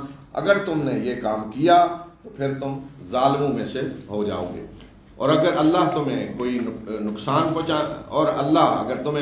پہنچائے تو کوئی اس کو دور کرنے والا نہیں سوائے اللہ کے۔ یعنی اللہ کی طرف سے کوئی نقصان آیا تو اللہ ہی دور کر سکتا ہے۔ تو دیکھیں قرآن ایک بڑی حقیقت جو بتا رہا ہے نا ہر جگہ، کہ انسان کو اگر کوئی فائدہ پہنچ رہا ہے دنیا میں، کامیابی بلائی، تو وہ بھی اللہ کی طرف سے۔ کامیابی بلائی اللہ کی طرف سے کو آ رہی ہے تو کوئی طاقت اسے روک نہیں سکتی، کوئی دنیا کی طاقت روک نہیں سکتی۔ اللہ نے جو کچھ آپ کو دینا ہے کوئی راستے میں آ کے روک نہیں سکتا۔ نقصان جو بھی ہے وہ اللہ ہی کے اذن سے آئے گا، کوئی اور نقصان پہنچانے والا نہیں ہے۔ تو جب اللہ کی طرف سے کوئی نقصان، کوئی مصیبت، کو تکلیف آئی ہے تو کوئی اور اس مصیبت تکلیف کو ٹالنے والا بھی نہیں ہے۔ آئی بھی اللہ کی طرف سے ہے اور ٹالنے والا بھی اللہ ہی ہے، کوئی اور ٹالنے والا نہیں ہے۔ اور اگر اللہ تمہیں خیر سے نوازے تو کوئی اس کے فضل کو روکنے والا نہیں، وہ اپنے بندوں میں سے جس کو چاہتا ہے اس فضل سے نوازتا ہے، اور وہ بخشنے والا اور مہربان ہے۔ کہہ دیجئے کہ اے لوگو تمہارے پاس تمہارے رب کی طرف سے حق آ چکا ہے، بس جس نے ہدایت کا راستہ اختیار کیا तो ये उसके अपने ही लिए मुफीद है, अपना फायदा है उसका, किसी और का नहीं। और जो गुमराह हुआ उसकी गुमराही का वबाल भी उसी पे है, उसकी गुमराही का नुकसान किसी और को नहीं होगा, उसका वबाल उसी पे है। और मैं तुम पे कोई हवालादार नहीं हूं, मैं कोई डंडा लेके नहीं बैठा हुआ कि तुम्हें जरूर मोमन बनाना है। मैंने तो अल्लाह का पैगाम पहुंचा दिया, बता दिया ये ईमान का रास्ता है, ये कुफर का रास्ता है, ये रास्ता जन्नत की तरफ जाता है, ये जहन्नम की तरफ जाता है। और फरमाया पैरवी करें उस वही की जो तुम्हारी तरफ, तुम्हारे रब की तरफ से की जा रही है, और सब्र करें यहां तक कि अल्लाह फैसला कर दे। किन के बारे में? जो मुखातब थे, कि अल्लाह इनके बारे में फैसला कर दे, और वो बेहतरीन फैसला करने वाला है। बिस्मिल्लाहिर्रहमानिर्रहीम। अलिफ लाम रा किताबुन उहकिमत आयातुहु सुम्मा फुस्सिलत मिन लदुन हकीमिन खबीर अल्ला तअबुदू इल्लल्लाह इन्ननी लकुम मिन्हु नज़ीरुन व बशीर وأن استغفروا ربكم ثم توبوا إليه يمتعكم متاعا حسنا إلى أجل مسمى ويؤت كل ذي فضل فضله وإن تولوا فإني أخاف عليكم عذاب يوم كبير إلى الله مرجعكم وهو على كل شيء قدير ألا إنهم يثنون صدورهم ليستخفوا منه ألا حين يستغشون ثيابهم يعلم ما يسرون وما يعلنون إنه عليم بذات الصدور وما من دابة في الأرض إلا على الله رزقها ويعلم مستقرها ومستودعها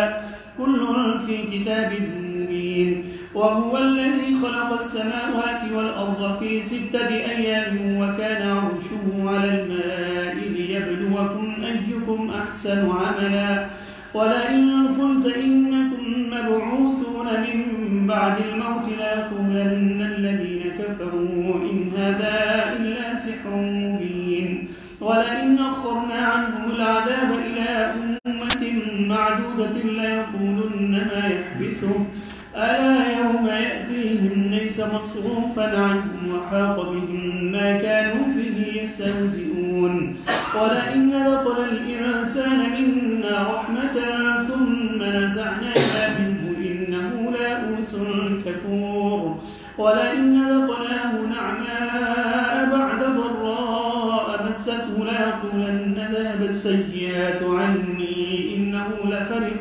فخور إلا الذين صبروا وعملوا الصالحات أولئك لهم مغفرة وأجر كبير فلعلك تارك بعض ما يوحى إليك وضائق به صدرك أن يقولوا لولا أنزل عليه كنز أو جاء معه ملك إنما أنت نذير والله على كل شيء وكيل أم يقولون افتراه قل فأتوا ب10 سور مثله مفتريات وادعوا من استطعتم من دون الله إن كنتم صادقين فإن لم يستجيبوا لكم فاعلموا أنما أنزل بعلم الله وأن لا إله إلا هو فهل أنتم مسلمون من كان يريد الحياة الدنيا وزينتها نوفي إليهم أعمالهم فيها وهم فيها لا يبخسون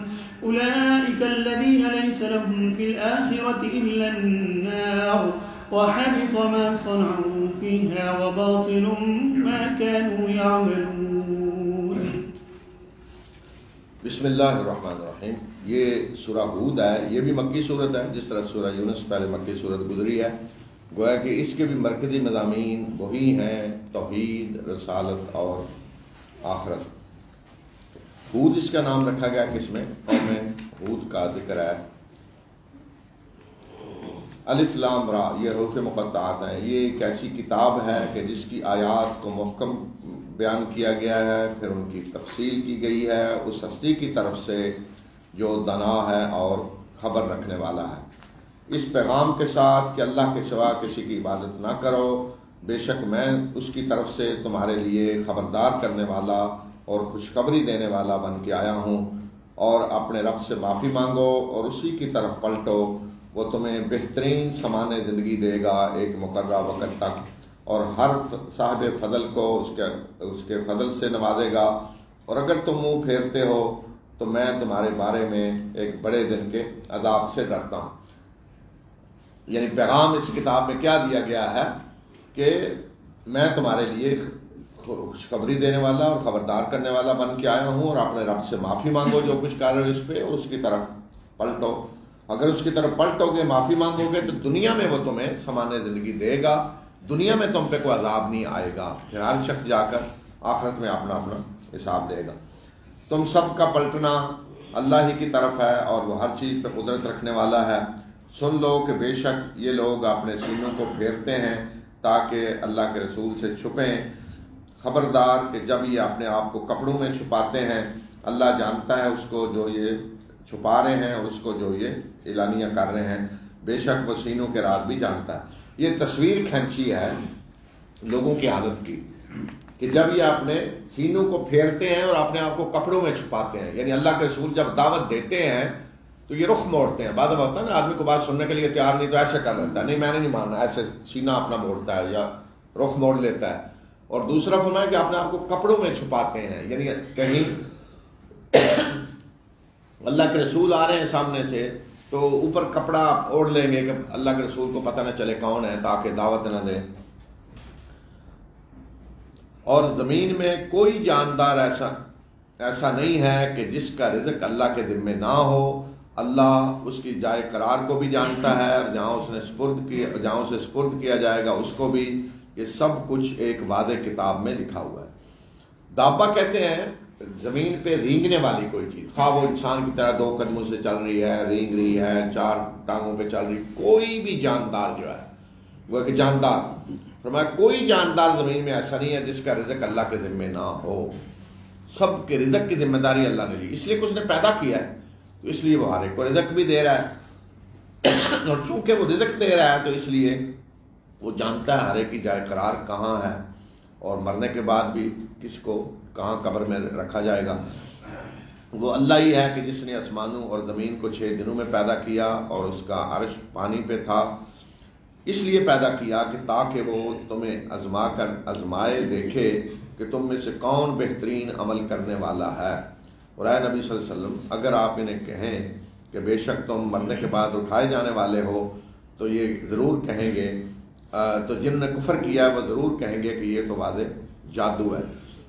تو یہ جو فرمایا کہ 6 دنوں میں اللہ نے پیدا کیا کائنات کو، پیچھے بھی گزرا ہے، اور اس کا عرش پانی پہ تھا، یہ متشابہات میں سے ہے۔ کائنات کی تخلیق کے وقت جو کیفیت تھی، اب اس کی حقیقت ہم نہیں جان سکتے کہ جو اللہ نے فرمایا کہ پانی پہ تھا، یعنی اس وقت کائنات کی گویا کہ اس طرح کی پوزیشن ہی جیسے کوئی لکوڈ چیز ہوتی ہے۔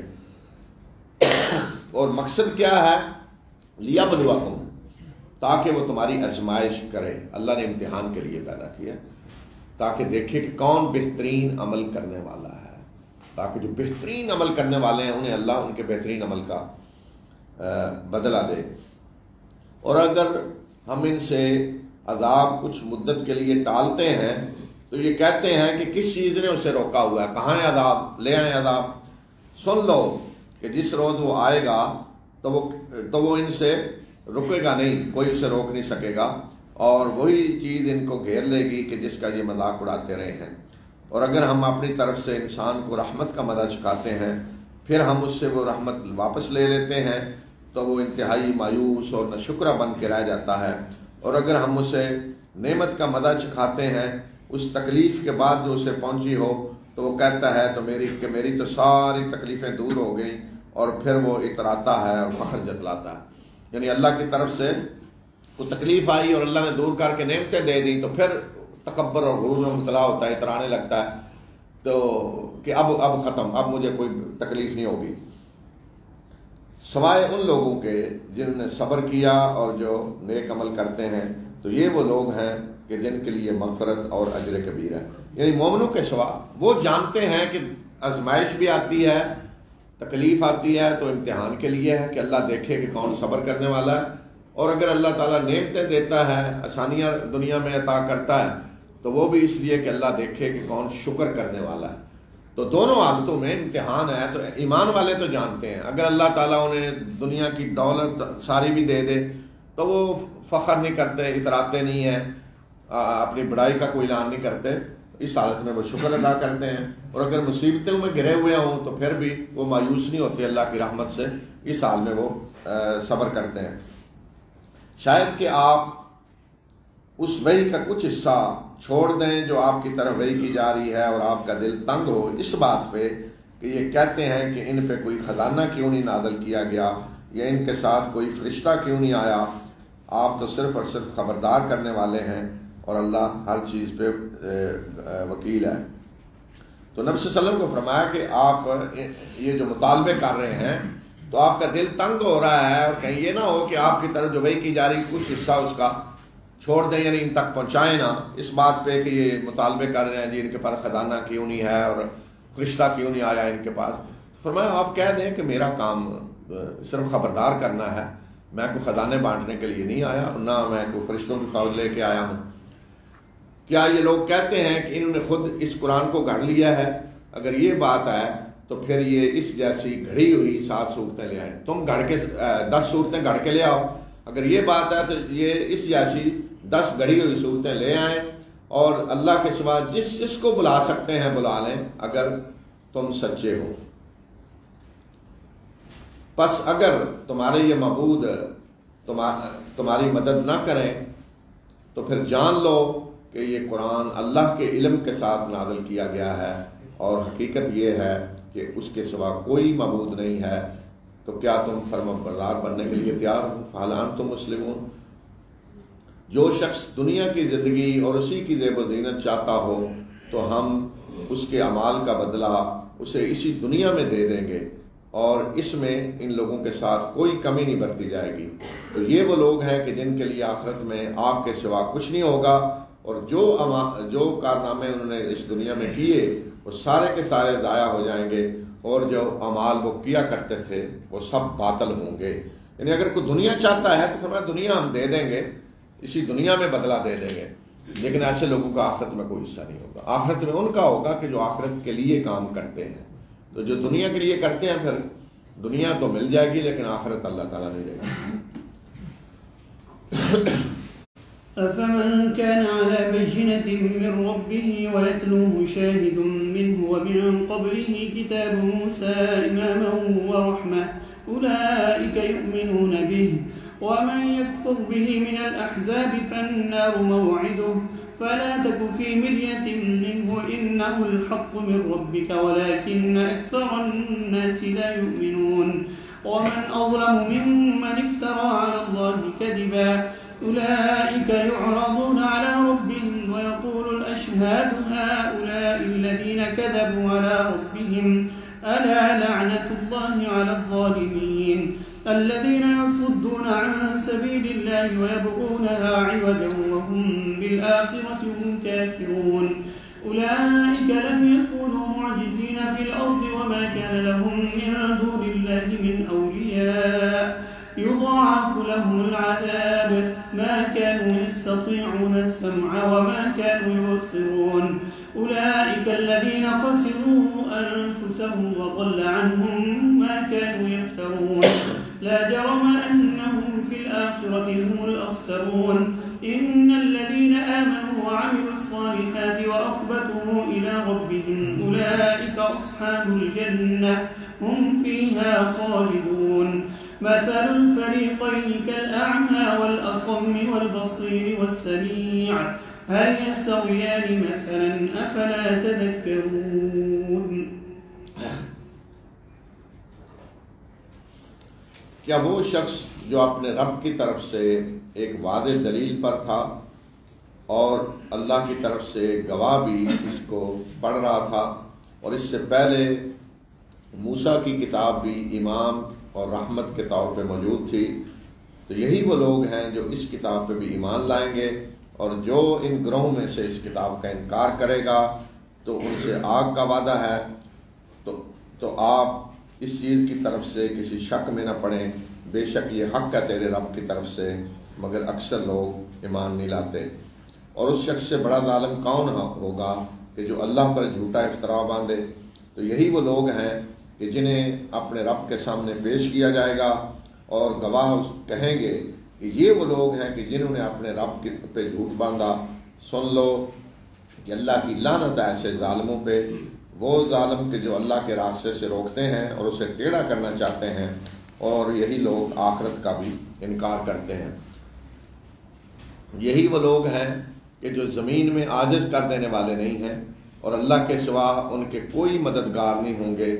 इनको दुगना अजाब दिया जाएगा और ये सुनने की ताकत नहीं रखते थे और ना ही देख पाते थे।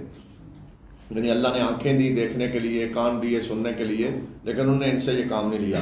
यही वो लोग हैं कि जिन्होंने अपने आप को खसारे में मुब्तला किया और जो कुछ उन्होंने गढ़ा हुआ था वो सब गुम हो गया। जो समझते थे कि फलां बचा लेगा, छुड़ा लेगा, वो उस रोज सब कुछ गुम हो गया। कोई शक नहीं कि बेशक यही लोग आखिरत में सबसे ज़्यादा खसारा पाने वालों में से होंगे। बेशक वो लोग जो ईमान लाए और जिन्होंने नेक अमाल किए और अपने रब ही के होकर रहे, यही लोग हैं जन्नत में जाने वाले और उसमें हमेशा रहेंगे।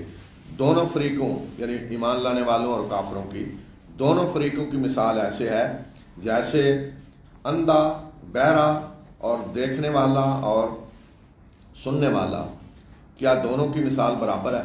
यानी गोया कि एक है जो अंधा बहरा है और एक है जो देखने वाला और सुनने वाला है। गोया कि जो ईमान रखता है वो देख रहा भी है आंखों से और कानों से सुन भी रहा है, और जो काफिर है वो अंधा भी है और बहरा भी है। तो क्या ये दोनों बराबर हैं? जिस तरह दुनिया में ये बराबर नहीं है अंधा, बहरा और देखने सुनने वाला, तो इस तरह ईमान लाने वाला और कुफर करने वाला भी बराबर नहीं है।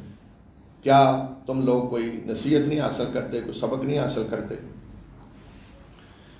वलक़द अर्सलना नूहन इला क़ौमिही इन्नी लकुम नज़ीरुम मुबीन अल्ला तअबुदू इल्ला अल्लाह इन्नी अख़ाफ़ु अलैकुम अज़ाब यौमिन अलीम फ़क़ाल अल-मलअु अल्लज़ीन कफ़रू मिन क़ौमिही मा नराक इल्ला बशरन मिथलना वमा नराक इत्तबअक इल्ला अल्लज़ीन हुम अरादिलुना बादिय अर्रअय वमा नरा लकुम अलैना मिन फ़ضल बल नज़ुन्नुकुम काज़िबीन قال يا قوم أرأيتم إن كنت على بينة من ربي وآتاني رحمة من عنده فعميت عليكم أنلزمكموها وأنتم لها كارهون ويا قوم لا أسألكم عليه مالا إن أجري إلا على الله وما أنا بطارد الذين آمنوا إنهم ملاقو ربهم ولكني أراكم قوما تجهلون ويا قوم من ينصرني من الله إن طردتهم أفلا تذكرون ولا أقول لكم عندي خزائن الله ولا أعلم الغيب ولا أقول إني ملك ولا أقول للذين تزدري أعينكم لن يؤتيهم الله خيرا الله أعلم بما في أنفسهم إني إذا لمن الظالمين قالوا يا نوح قد جادلتنا فأكثرت جدالنا فأتنا بما تعدنا إن كنت من الصادقين قال إنما يأتيكم به الله إن شاء وما أنتم بمعجزين ولا ينفعكم نصحي إن أردت أن أنصح لكم إن كان الله يريد أن يغويكم هو ربكم وإليه ترجعون أم يقولون افتراه قل إن افتريته فعلي إجرامي وأنا بريء مما تجرمون وأوحي إلى نوح أنه لن يؤمن من قومك إلا من قد آمن فلا تبتئس بما كانوا يفعلون واصنع الفلك بأعيننا ووحينا ولا تخاطبني في الذين ظلموا إنهم مغرقون ويصنع الفلك وكلما مر عليه ملأ من قومه سخروا منه قال إن تسخروا منا فإنا نسخر منكم كما تسخرون فسوف تعلمون من يأتيه عذاب يخزيه ويحل عليه عذاب مقيم حتى إذا جاء أمرنا وفاضت النور قل نحمل فيها من كل زوجين اثنين وأهلك إلا من سبق عليه القول وما آمن معه إلا قليل وقال اركبوا فيها بسم الله مجريها ومرساها إن ربي لغفور وهي تجري بهم في موج كالجبال ونادى نوح ابنه وكان في معزل يا بني اركب معنا ولا تكن مع الكافرين قال سآوي إلى جبل يعصمني من الماء قال لا عاصم اليوم من أمر الله إلا من رحم وحال بينهما الموج فكان من المغرقين وقيل يا أرض ابلعي ماءك ويا سماء أقلعي وغيض الماء وقضي الأمر واستوت على الجودي وقيل بعدا للقوم الظالمين ونادى نوح ربه فقال رب إن ابني من أهلي وإن وعدك الحق وأنت أحكم الحاكمين قال يا نوح إنه ليس من أهلك إنه عمل غير صالح فلا تسألني ما ليس لك به علم إني أعظك أن تكون من الجاهلين قال رب إني أعوذ بك أن أسألك ما ليس لي به علم وإلا تغفر لي وترحمني أكن من الخاسرين قيل يا نوح اهبط بسلام منا وبركات عليك وعلى ممن معك وأمم سنمتعهم ثم يمسهم منا عذاب أليم تلك من أنباء الغيب نوحيها إليك ما كنت تعلمها أنت ولا قومك من قبل هذا فاصبر إن العاقبة للمتقين. یہ آیات جو آپ نے سنی ہیں ان میں قوم نوح کا واقعہ ہے، تو ان قوموں کی تاریخی ترتیب کے ساتھ یہاں بیان جو ہو رہا ہے تاریخی ترتیب کے ساتھ ہے، جس طرح پیچھے سورہ اعراف میں گزرا ہے. یہاں زیادہ تفصیل سے ہے، وہاں ذرا اختصار کے ساتھ تھا. اور ہم نے نوح کو اس کی قوم کی طرف رسول بنا کر بھیجا اس دعوت کے ساتھ کہ میں تمہارے لیے واضح طور پہ خبردار کرنے والا بن کر آیا ہوں اور یہ پیغام لے کر آیا ہوں کہ اللہ کے سوا کسی کی عبادت نہ کرو. اللہ تعبدوا الا اللہ، یعنی لا الہ الا اللہ، اللہ کے سوا کسی کی عبادت نہ کرو. مجھے تمہارے بارے میں ایک دردناک عذاب کا اندیشہ ہے. تو اس کی قوم کے ان سرداروں نے جنہوں نے کفر کیا تھا کہا کہ ہم تو تجھے اپنے جیسا انسان سمجھتے ہیں اور تمہاری جن لوگوں نے پیروی کی ہے وہ ہماری قوم کے اراذل ہیں، بغیر سوچے سمجھے انہوں نے تمہاری دعوت کو مان لیا ہے اور ہمارے اوپر تمہارے لیے کوئی فضل نہیں سمجھتے بلکہ ہم تو تمہیں جھوٹا سمجھتے ہیں. تو حضرت نوح کی اس دعوت کے جواب میں قوم کے سرداروں نے کہا کہ ایک بات تو یہ ہے کہ آپ کو ہم اپنے جیسا انسان سمجھتے ہیں، یعنی کوئی رسول کوئی فرشتہ ہونا چاہیے، تو آپ تو انسان ہیں جو کہ ان کے اندر پیدا ہوئے، وہیں جانتے تھے فرشتے نہیں ہیں انسان ہیں. اور یہی غلط فہمی ان ساری قوموں کی رہی ہے کہ اللہ کے رسولوں کو ماننے سے انکار کر دیا اس بنیاد پہ کہ آپ فرشتے نہیں ہیں، انسان ہیں. اور دوسری بات کہ انہوں نے کہا جو ایمان لائے ہیں ہماری قوم میں سے یہ سارے گھٹیا لوگ ہیں، بغیر سوچے سمجھے انہوں نے مان لیا ہے، کوئی بڑا سردار ایمان نہیں لایا، تو اس لیے تم لوگوں کو ہمارے اوپر کوئی فضیلت نہیں ہے اور ہم تمہیں جھوٹا سمجھتے ہیں. نوح نے کہا کہ اے میری قوم، کیا تم نے غور کیا کہ اگر میں اپنے رب کی طرف سے ایک واضح نشانی پہ تھا اور اس نے اپنی طرف سے مجھے رحمت سے بھی نواز دیا جو تمہیں نظر نہ آئی، تو کیا ہم اس کو تمہارے اوپر چپکا دیں اس حال میں کہ تم اسے ناپسند کر رہے ہو. یعنی مجھے تو اللہ تعالیٰ نے اپنی رحمت سے نوازا اور میں پہلے بھی ایک واضح نشانی پہ تھا، یعنی عقل و فطرت کی نشانیاں سب بتا رہی تھیں کہ اللہ کے سوا کوئی عبادت کے لائق نہیں ہے. تو اب اگر تم ماننے کے لیے تیار نہیں ہو تو کیا ہم زبردستی چپکائیں تمہارے اوپر یہ؟ اے میری قوم، میں اس کام پہ تم سے کوئی مال نہیں مانگ رہا، میرا اجر تو اللہ کے ذمہ ہے اور نہ ہی میں ان لوگوں کو دھتکارنے والا ہوں جو ایمان لائے، وہ اپنے رب سے ملنے والے ہیں، لیکن میں تمہیں دیکھ رہا ہوں کہ تم لوگ جہالت برت رہے ہو. یعنی ایک مطالبہ یہ بھی تھا کہ یہ جو ایمان لانے والے ہیں جن کو وہ کہہ رہے تھے گھٹیا لوگ ہیں، اراذل ہیں، غریب لوگ، نچلے طبقے کے، تو ایک مطالبہ یہ تھا کہ ان کو اپنی مجلس سے نکالیں. یہی مطالبہ مکہ میں بھی ہو رہا تھا، اس لیے یہ سنایا جا رہا ہے قریش کو کہ آج تم جو مطالبہ کر رہے ہو یہی مطالبہ قوم نوح نے بھی کیا. تو حضرت نوح نے کہا کہ میں ان ایمان لانے والوں کو دھتکارنے والا نہیں ہوں, یہ اپنے رب سے ملنے والے ہیں, لیکن تم لوگ جہالت برت رہے ہو. اے میری قوم, اگر میں ان کو دھتکار دوں, یعنی اپنی مجلس سے نکال دوں, تو اللہ کے مقابلے میں کون میری مدد کرے گا؟ کیا تم کو سبق نہیں حاصل کرتے؟ تمہیں کچھ سمجھ نہیں آتی؟ اور میں تمہیں یہ نہیں کہتا کہ میرے پاس اللہ کے خزانے ہیں, اور نہ میں یہ کہتا ہوں کہ میں غیب جانتا ہوں, اور نہ میں یہ کہتا ہوں کہ میں فرشتہ ہوں, اور نہ میں یہ کہتا ہوں کہ وہ لوگ جن کو تمہاری آنکھیں حقارت سے دیکھ رہی ہیں کہ اللہ انہیں خیر سے نہیں نوازے گا. اللہ جانتا ہے جو کچھ ان کے دلوں میں ہے. اگر میں یہ ایسا کروں تو پھر میں تو ظالموں میں سے ہو جاؤں گا. یعنی تم جو پوچھ رہے ہو جی فلاں خبر دیں غیب کی, اور آپ فرشتے کیوں نہیں ہے, تو حضرت نوح کہہ رہے ہیں میں نے تو کوئی دعویٰ ہی نہیں کیا. نہ میں نے کہا میں فرشتہ ہوں, نہ میں نے کہا میں غیب جانتا ہوں, نہ میں نے کہا کہ میرے پاس اللہ کے خزانے ہیں, اور نہ میں یہ کہتا ہوں کہ جن کو تمہاری نگاہیں حقارت سے دیکھتی ہیں, یعنی جن کو تم یہ گھٹیا سمجھ رہے ہو کہ اللہ ان کو خیر سے نہیں نوازے گا. میں تو کوئی ایسا فیصلہ نہیں کر رہا. اللہ جس کو چاہے اپنے رحمت سے نوازے. قوم نے جواب دیا کہ اے نوح, تو نے ہم سے جھگڑا کیا اور بہت جھگڑا کر لیا. جس چیز سے تو ہمیں ڈراتا ہے بس وہ اب لے آ, اگر تو سچے لوگوں میں سے ہے. نوح نے کہا کہ جس چیز سے میں ڈرا رہا ہوں یعنی عذاب, تو اس کو تو اللہ ہی لائے گا اگر چاہے گا, مگر یہ بات ہے کہ تم عاجز کر دینے والے نہیں. عذاب تو اللہ لائے گا جب چاہے گا, لیکن یہ یاد رکھو کہ عذاب آئے گا تو تم کہیں بھاگ نہیں سکو گے, اور میری نصیحت تمہیں کوئی فائدہ نہیں دے گی اگر میں تمہیں نصیحت کروں.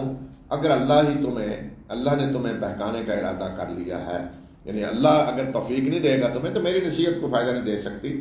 وہ اللہ ہی تمہارا رب ہے, اور اسی کی طرف تمہیں پلٹایا جائے گا. کیا یہ لوگ کہتے ہیں, اب درمیان میں قریش کو مخاطب کیا, کیا یہ لوگ کہتے ہیں کہ انہوں نے اس قرآن کو خود گھڑ لیا ہے؟ کہہ دیجئے کہ اگر میں نے اسے گھڑا ہے تو پھر گھڑنے کے جرم کی ذمہ داری میرے اوپر ہے, اور جو جرم تم کر رہے ہو میں اس سے بری الذمہ ہوں. اور نوح کی طرف وحی کر دی گئی کہ تیری قوم میں سے اب کوئی ایمان نہیں لائے گا سوائے ان کے جو ایمان لے آئے. جنہوں نے ایمان لانا تھا لے آئے, اب آئندہ کوئی ایمان نہیں لائے گا. تو جو حرکتیں اب یہ لوگ کریں گے تو اس سے آپ مایوس نہ ہو. یعنی اب کاروائی شروع ہو گئی ہے عذاب کی, آگے عذاب کی کاروائی. جیسے آپ دیکھتے ہیں نا جہاز جب سفر کر رہے ہیں تو اعلان ہو جاتا ہے جی لینڈنگ کے لیے تیار ہو رہے ہیں, لائٹ جل جاتے, بیلٹ باندھ لیں, لینڈنگ ہونے لگی, تو بے شک آدھا گھنٹہ لگ جائے اس میں. تو یہاں حضرت نوح کو کہہ دیا گیا کہ اب جو ایمان لانے والے تھے لا چکے, اب کوئی ایمان نہیں لائے گا. تو جب یہ واضح ہو گیا کہ اب کوئی ایمان نہیں لائے گا, اور یہ جو مجرم ہے یہ کسی کو ایمان نہیں لانے دیں گے, ان کی اولادیں جو پیدا ہوں گی وہ بھی مجرم پیدا ہوں گے, یا کسی کو امتحان نہیں دیں گے, یہاں آزادی نہیں دیں گے ایمان لانے کی. تو اب گویا کہ فیصلہ ہو گیا کہ عذاب آنا ہے, تو اب تیاری کریں. تو اس لیے فرمایا کہ اب جو حرکتیں یہ کریں گے اس میں مایوس ہونے کی ضرورت نہیں ہے, اور آپ کشتی تیار کریں ہماری آنکھوں کے سامنے اور ہماری وحی کے مطابق, اور جن لوگوں نے ظلم کیا ہے ان کے بارے میں مجھے مخاطب نہ کرنا, بے شک یہ غرق کیے جانے والے ہیں. ہدایات دے دیں کہ ایک تو کشتی بنائیں ہماری نگرانی میں, ہماری آنکھوں کے سامنے, اور ہماری وحی کے مطابق کشتی بنائیں. دوسرا یہ کہ جو غرق کیے جانے والے ہیں ان کے بارے میں آپ مخاطب نہیں کرنا کہ اس کو نہ کرے اور اس کا نہیں, یہ اب اللہ فیصلہ کرے گا کس نے غرق ہونا ہے. اور نوح کشتی بنا رہا تھا, اور جب بھی اس کی قوم کا کوئی سردار اس کے پاس سے گزرتا تو وہ نوح کا مذاق اڑاتے. تو نوح کہتا کہ اگر تم ہمارا مذاق اڑا رہے ہو تو ہم بھی تم پہ ہنسیں گے. وقت آئے گا کہ ہم مذاق اڑائیں گے تمہارا, اور تمہیں جلد معلوم ہو جائے گا کہ کون ہے وہ کہ جس پہ ایسا عذاب آتا ہے جو اسے رسوا کر کے رکھ دیتا ہے, اور اس پہ ایسا عذاب آتا ہے جو ٹک جانے والا ہے, عارضی عذاب نہیں ہے, دائمی عذاب آتا ہے. پھر عذاب جب آیا تو آگے بتایا یہاں تک, یعنی یہ ہوتا رہا, سارا مذاق اڑاتے رہے, سب کچھ ہوتا رہا, یہاں تک کہ جب ہمارا فیصلہ آ گیا اور وہ تنور پھٹ پڑا, ابل پڑا, تو ہم نے کہہ دیا کہ اس کشتی میں ہر قسم کے جانوروں کا ایک جوڑا سوار کر لو, اور اپنے اہل و عیال کو بھی, سوائے ان کے جن کے بارے میں پہلے بات ہو چکی ہے, اور ایمان لانے والوں کو بھی سوار کر لو, اور اس کے ساتھ تھوڑے ہی لوگ ایمان لائے تھے. جب فیصلہ آ گیا, شروع ہو گیا عذاب, تو تنور ابل پڑا، کوئی نشانی مقرر کر دی گئی تھی. تنور یہی جو ہم تنور کہتے ہیں جسے عربی کے جو نشانی تھی کہ تنور جب ابل پڑے گا پانی نیچے سے، تو ایک تو آسمانوں سے بارش شروع ہوئی، زمین سے پانی نکلنا شروع ہو گیا. تو نشانی تھی کہ تنور جب ابل پڑے تو آپ کشتی میں سوار ہو جائیں. تو فرمایا کہ اس وقت ہم نے کہہ دیا کشتی میں سوار ہو جائیں اور ہر جانوروں کا کوئی جوڑا آپ رکھ لیں تاکہ نسل آگے چلے. اس کا مطلب ہے کہ سب نے تباہ ہو جانا تھا، تو یعنی نر مادہ جوڑا کا رکھ لیں اور اپنے اہل و عیال کو بھی سوار کر لیں. مگر جن کے بارے میں پہلے بات ہو چکی ہے وہ نہیں. وہ کون تھے؟ نوح کی بیوی اور ایک بیٹا. بیٹا بھی کافر تھا، بیوی بھی کافر تھی. تو وہ پہلے بتا دیا گیا کہ یہ نہیں سوار ہوں گے. اسی طرح فرمایا ایمان لانے والوں کو سوار کر لیں، اور ساتھ ہی بتا دیا کہ ایمان لانے والے تھوڑے ہی تھے. اور نوح نے کہا کہ اس کشتی میں سوار ہو جاؤ، اللہ کے نام ہی سے اس کا چلنا ہے اور اللہ کے نام ہی سے اس کا ٹھہرنا ہے. بے شک میرا رب بخشنے والا اور مہربان ہے. اور یہ کشتی ان لوگوں کو لے کر پہاڑ جیسی موج میں چل رہی تھی. تو نوح نے اپنے بیٹے کو پکارا اور وہ کچھ ہی دور تھا کہ اے میرے بیٹے تم بھی آؤ ہمارے ساتھ سوار ہو جاؤ اور کافروں کے ساتھ شامل نہ ہو. بیٹے نے جواب دیا کہ میں اس پہاڑ کی طرف پناہ لے لوں گا، وہ مجھے پانی سے بچا لے گا. نوح نے کہا کہ آج کوئی اللہ کے فیصلے سے بچانے والا نہیں ہے، وہی بچے گا جس پہ اللہ نے رحم کیا. اسی دوران ایک موج ان کے درمیان حائل ہو گئی اور وہ غرق ہونے والوں میں شامل ہو گیا، کشتی میں سوار ہو گیا. لیکن اللہ تعالیٰ نے کہہ دیا تھا کہ بیٹا اور بیوی، یہ بات ہو چکی ہے، پہلے بتا دیا گیا کہ یہ غرق ہوں گے. لیکن نوح والد ہے، بیٹے کو آؤ سوار ہو جاؤ تم بھی. اللہ تعالیٰ نے کہہ دیا سوار کرنا ہی نہیں. یہ نہیں کہ بیٹا انکار کر رہا ہے، اللہ تعالیٰ نے پہلے بتا دیا کہ جن الا من سبق علیہ القول من الا من سبق علیہ، جن کے بارے میں بات ہو چکی ہے، یعنی بیوی اور بیٹا، ان کو سوار نہیں کرنا. تو حضرت نوح کے جذبات، باپ ہے، دیکھا بیٹا ہے تو کہا کہ آگے ہمارے ساتھ سوار ہو جائیں. اس نے کہا نہیں میں تو پہاڑ پہ چڑھ جاؤں گا. کوئی نہیں. حضرت نوح نے کہا آج کوئی چیز بچانے والی نہیں اللہ کے حکم سے. اور اسی دوران موج آئی، درمیان میں حائل ہوئی اور بیٹا غرق ہو گیا. اور اعلان کر دیا گیا کہ اے زمین تو اپنا پانی نگل جا، اے آسمان تو تھم جا، یعنی بارش تھم جائے. اور پانی زمین میں جذب ہو گیا اور فیصلہ کر دیا گیا اور کشتی جودی پہاڑ پہ ٹک گئی. اور اعلان کر دیا گیا کہ دور پھینک دیے گئے ظالم لوگ، ظالموں کو برباد کر دیا گیا. تو اب سیلاب ختم ہوا، کشتی جودی پہاڑ پہ ٹک گئی، لوگ اتر گئے، عام نارمل زندگی کی طرف آ گئے. تو پھر حضرت نوح نے دعا کی اور نوح نے اپنے رب سے دعا کی، اپنے رب کو پکارا اور کہا کہ اے میرے رب بے شک میرا بیٹا میرے اہل میں سے ہے، اور تیرا وعدہ سچا ہے اور تو سب سے بہتر فیصلہ کرنے والا ہے. انت احکم الحاکمین. تو نے کہا تھا کہ تیرے گھر والے جو ہیں ان کو میں بچاؤں گا، تو بیٹا بھی گھر والوں میں سے ہے، تو بیٹا میرا غرق ہو گیا. اللہ تعالیٰ نے جواب دیا کہ اے نوح یہ بیٹا تیرے گھر والوں میں سے نہیں ہے، انہ لیس من اہلک، یہ تمہارے اہل میں سے نہیں ہے، یہ ایک برا عمل ہے، بد کردار آدمی ہے.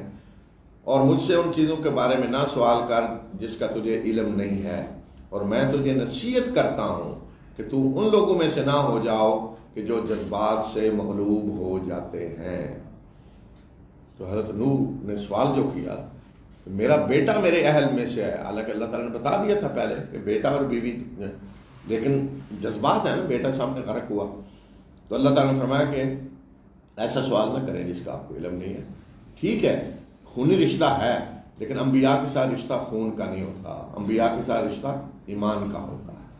تو چونکہ یہاں ایمان کا رشتہ نہیں ہے اور یہ ایک برا عمل ہے، بد کردار ہے، کافر ہے، تو ایسے کافر کا اللہ کے رسول کے ساتھ کوئی تعلق نہیں ہونا چاہیے. تو اس کے لیے آپ کے دل میں کوئی ہمدردی نہیں ہونی چاہیے. آپ ایسا سوال نہ کریں کہ جس کا علم نہیں. اور میں نصیحت کرتا ہوں کہ ایسے لوگوں میں شامل نہ ہو جائیں جو جذبات سے مغلوب ہو جاتے ہیں. تو حضرت نوح پہ جذبات کے ساتھ بیٹا کا جذبہ، بیٹا سامنے غرق ہوا ہے. تو نوح نے عرض کی کہ اے میرے رب میں تیری پناہ مانگتا ہوں اس بات سے کہ میں تجھ سے اس چیز کا سوال کروں جس کا مجھے علم نہیں ہے، اور اگر تو مجھے نہیں بخشے گا اور مجھ پہ رحم نہیں کرے گا تو میں خسارہ پانے والوں میں سے ہو جاؤں گا۔ دیکھیں فوراً معافی مانگی کہ میں نے یہ سوال کر دیا جس کا مجھے علم نہیں، معافی مانگی کہ اگر تو مجھے نہیں بخشے گا، رحم نہیں کرے گا تو میں خسارہ پانے والوں میں سے ہو جاؤں گا۔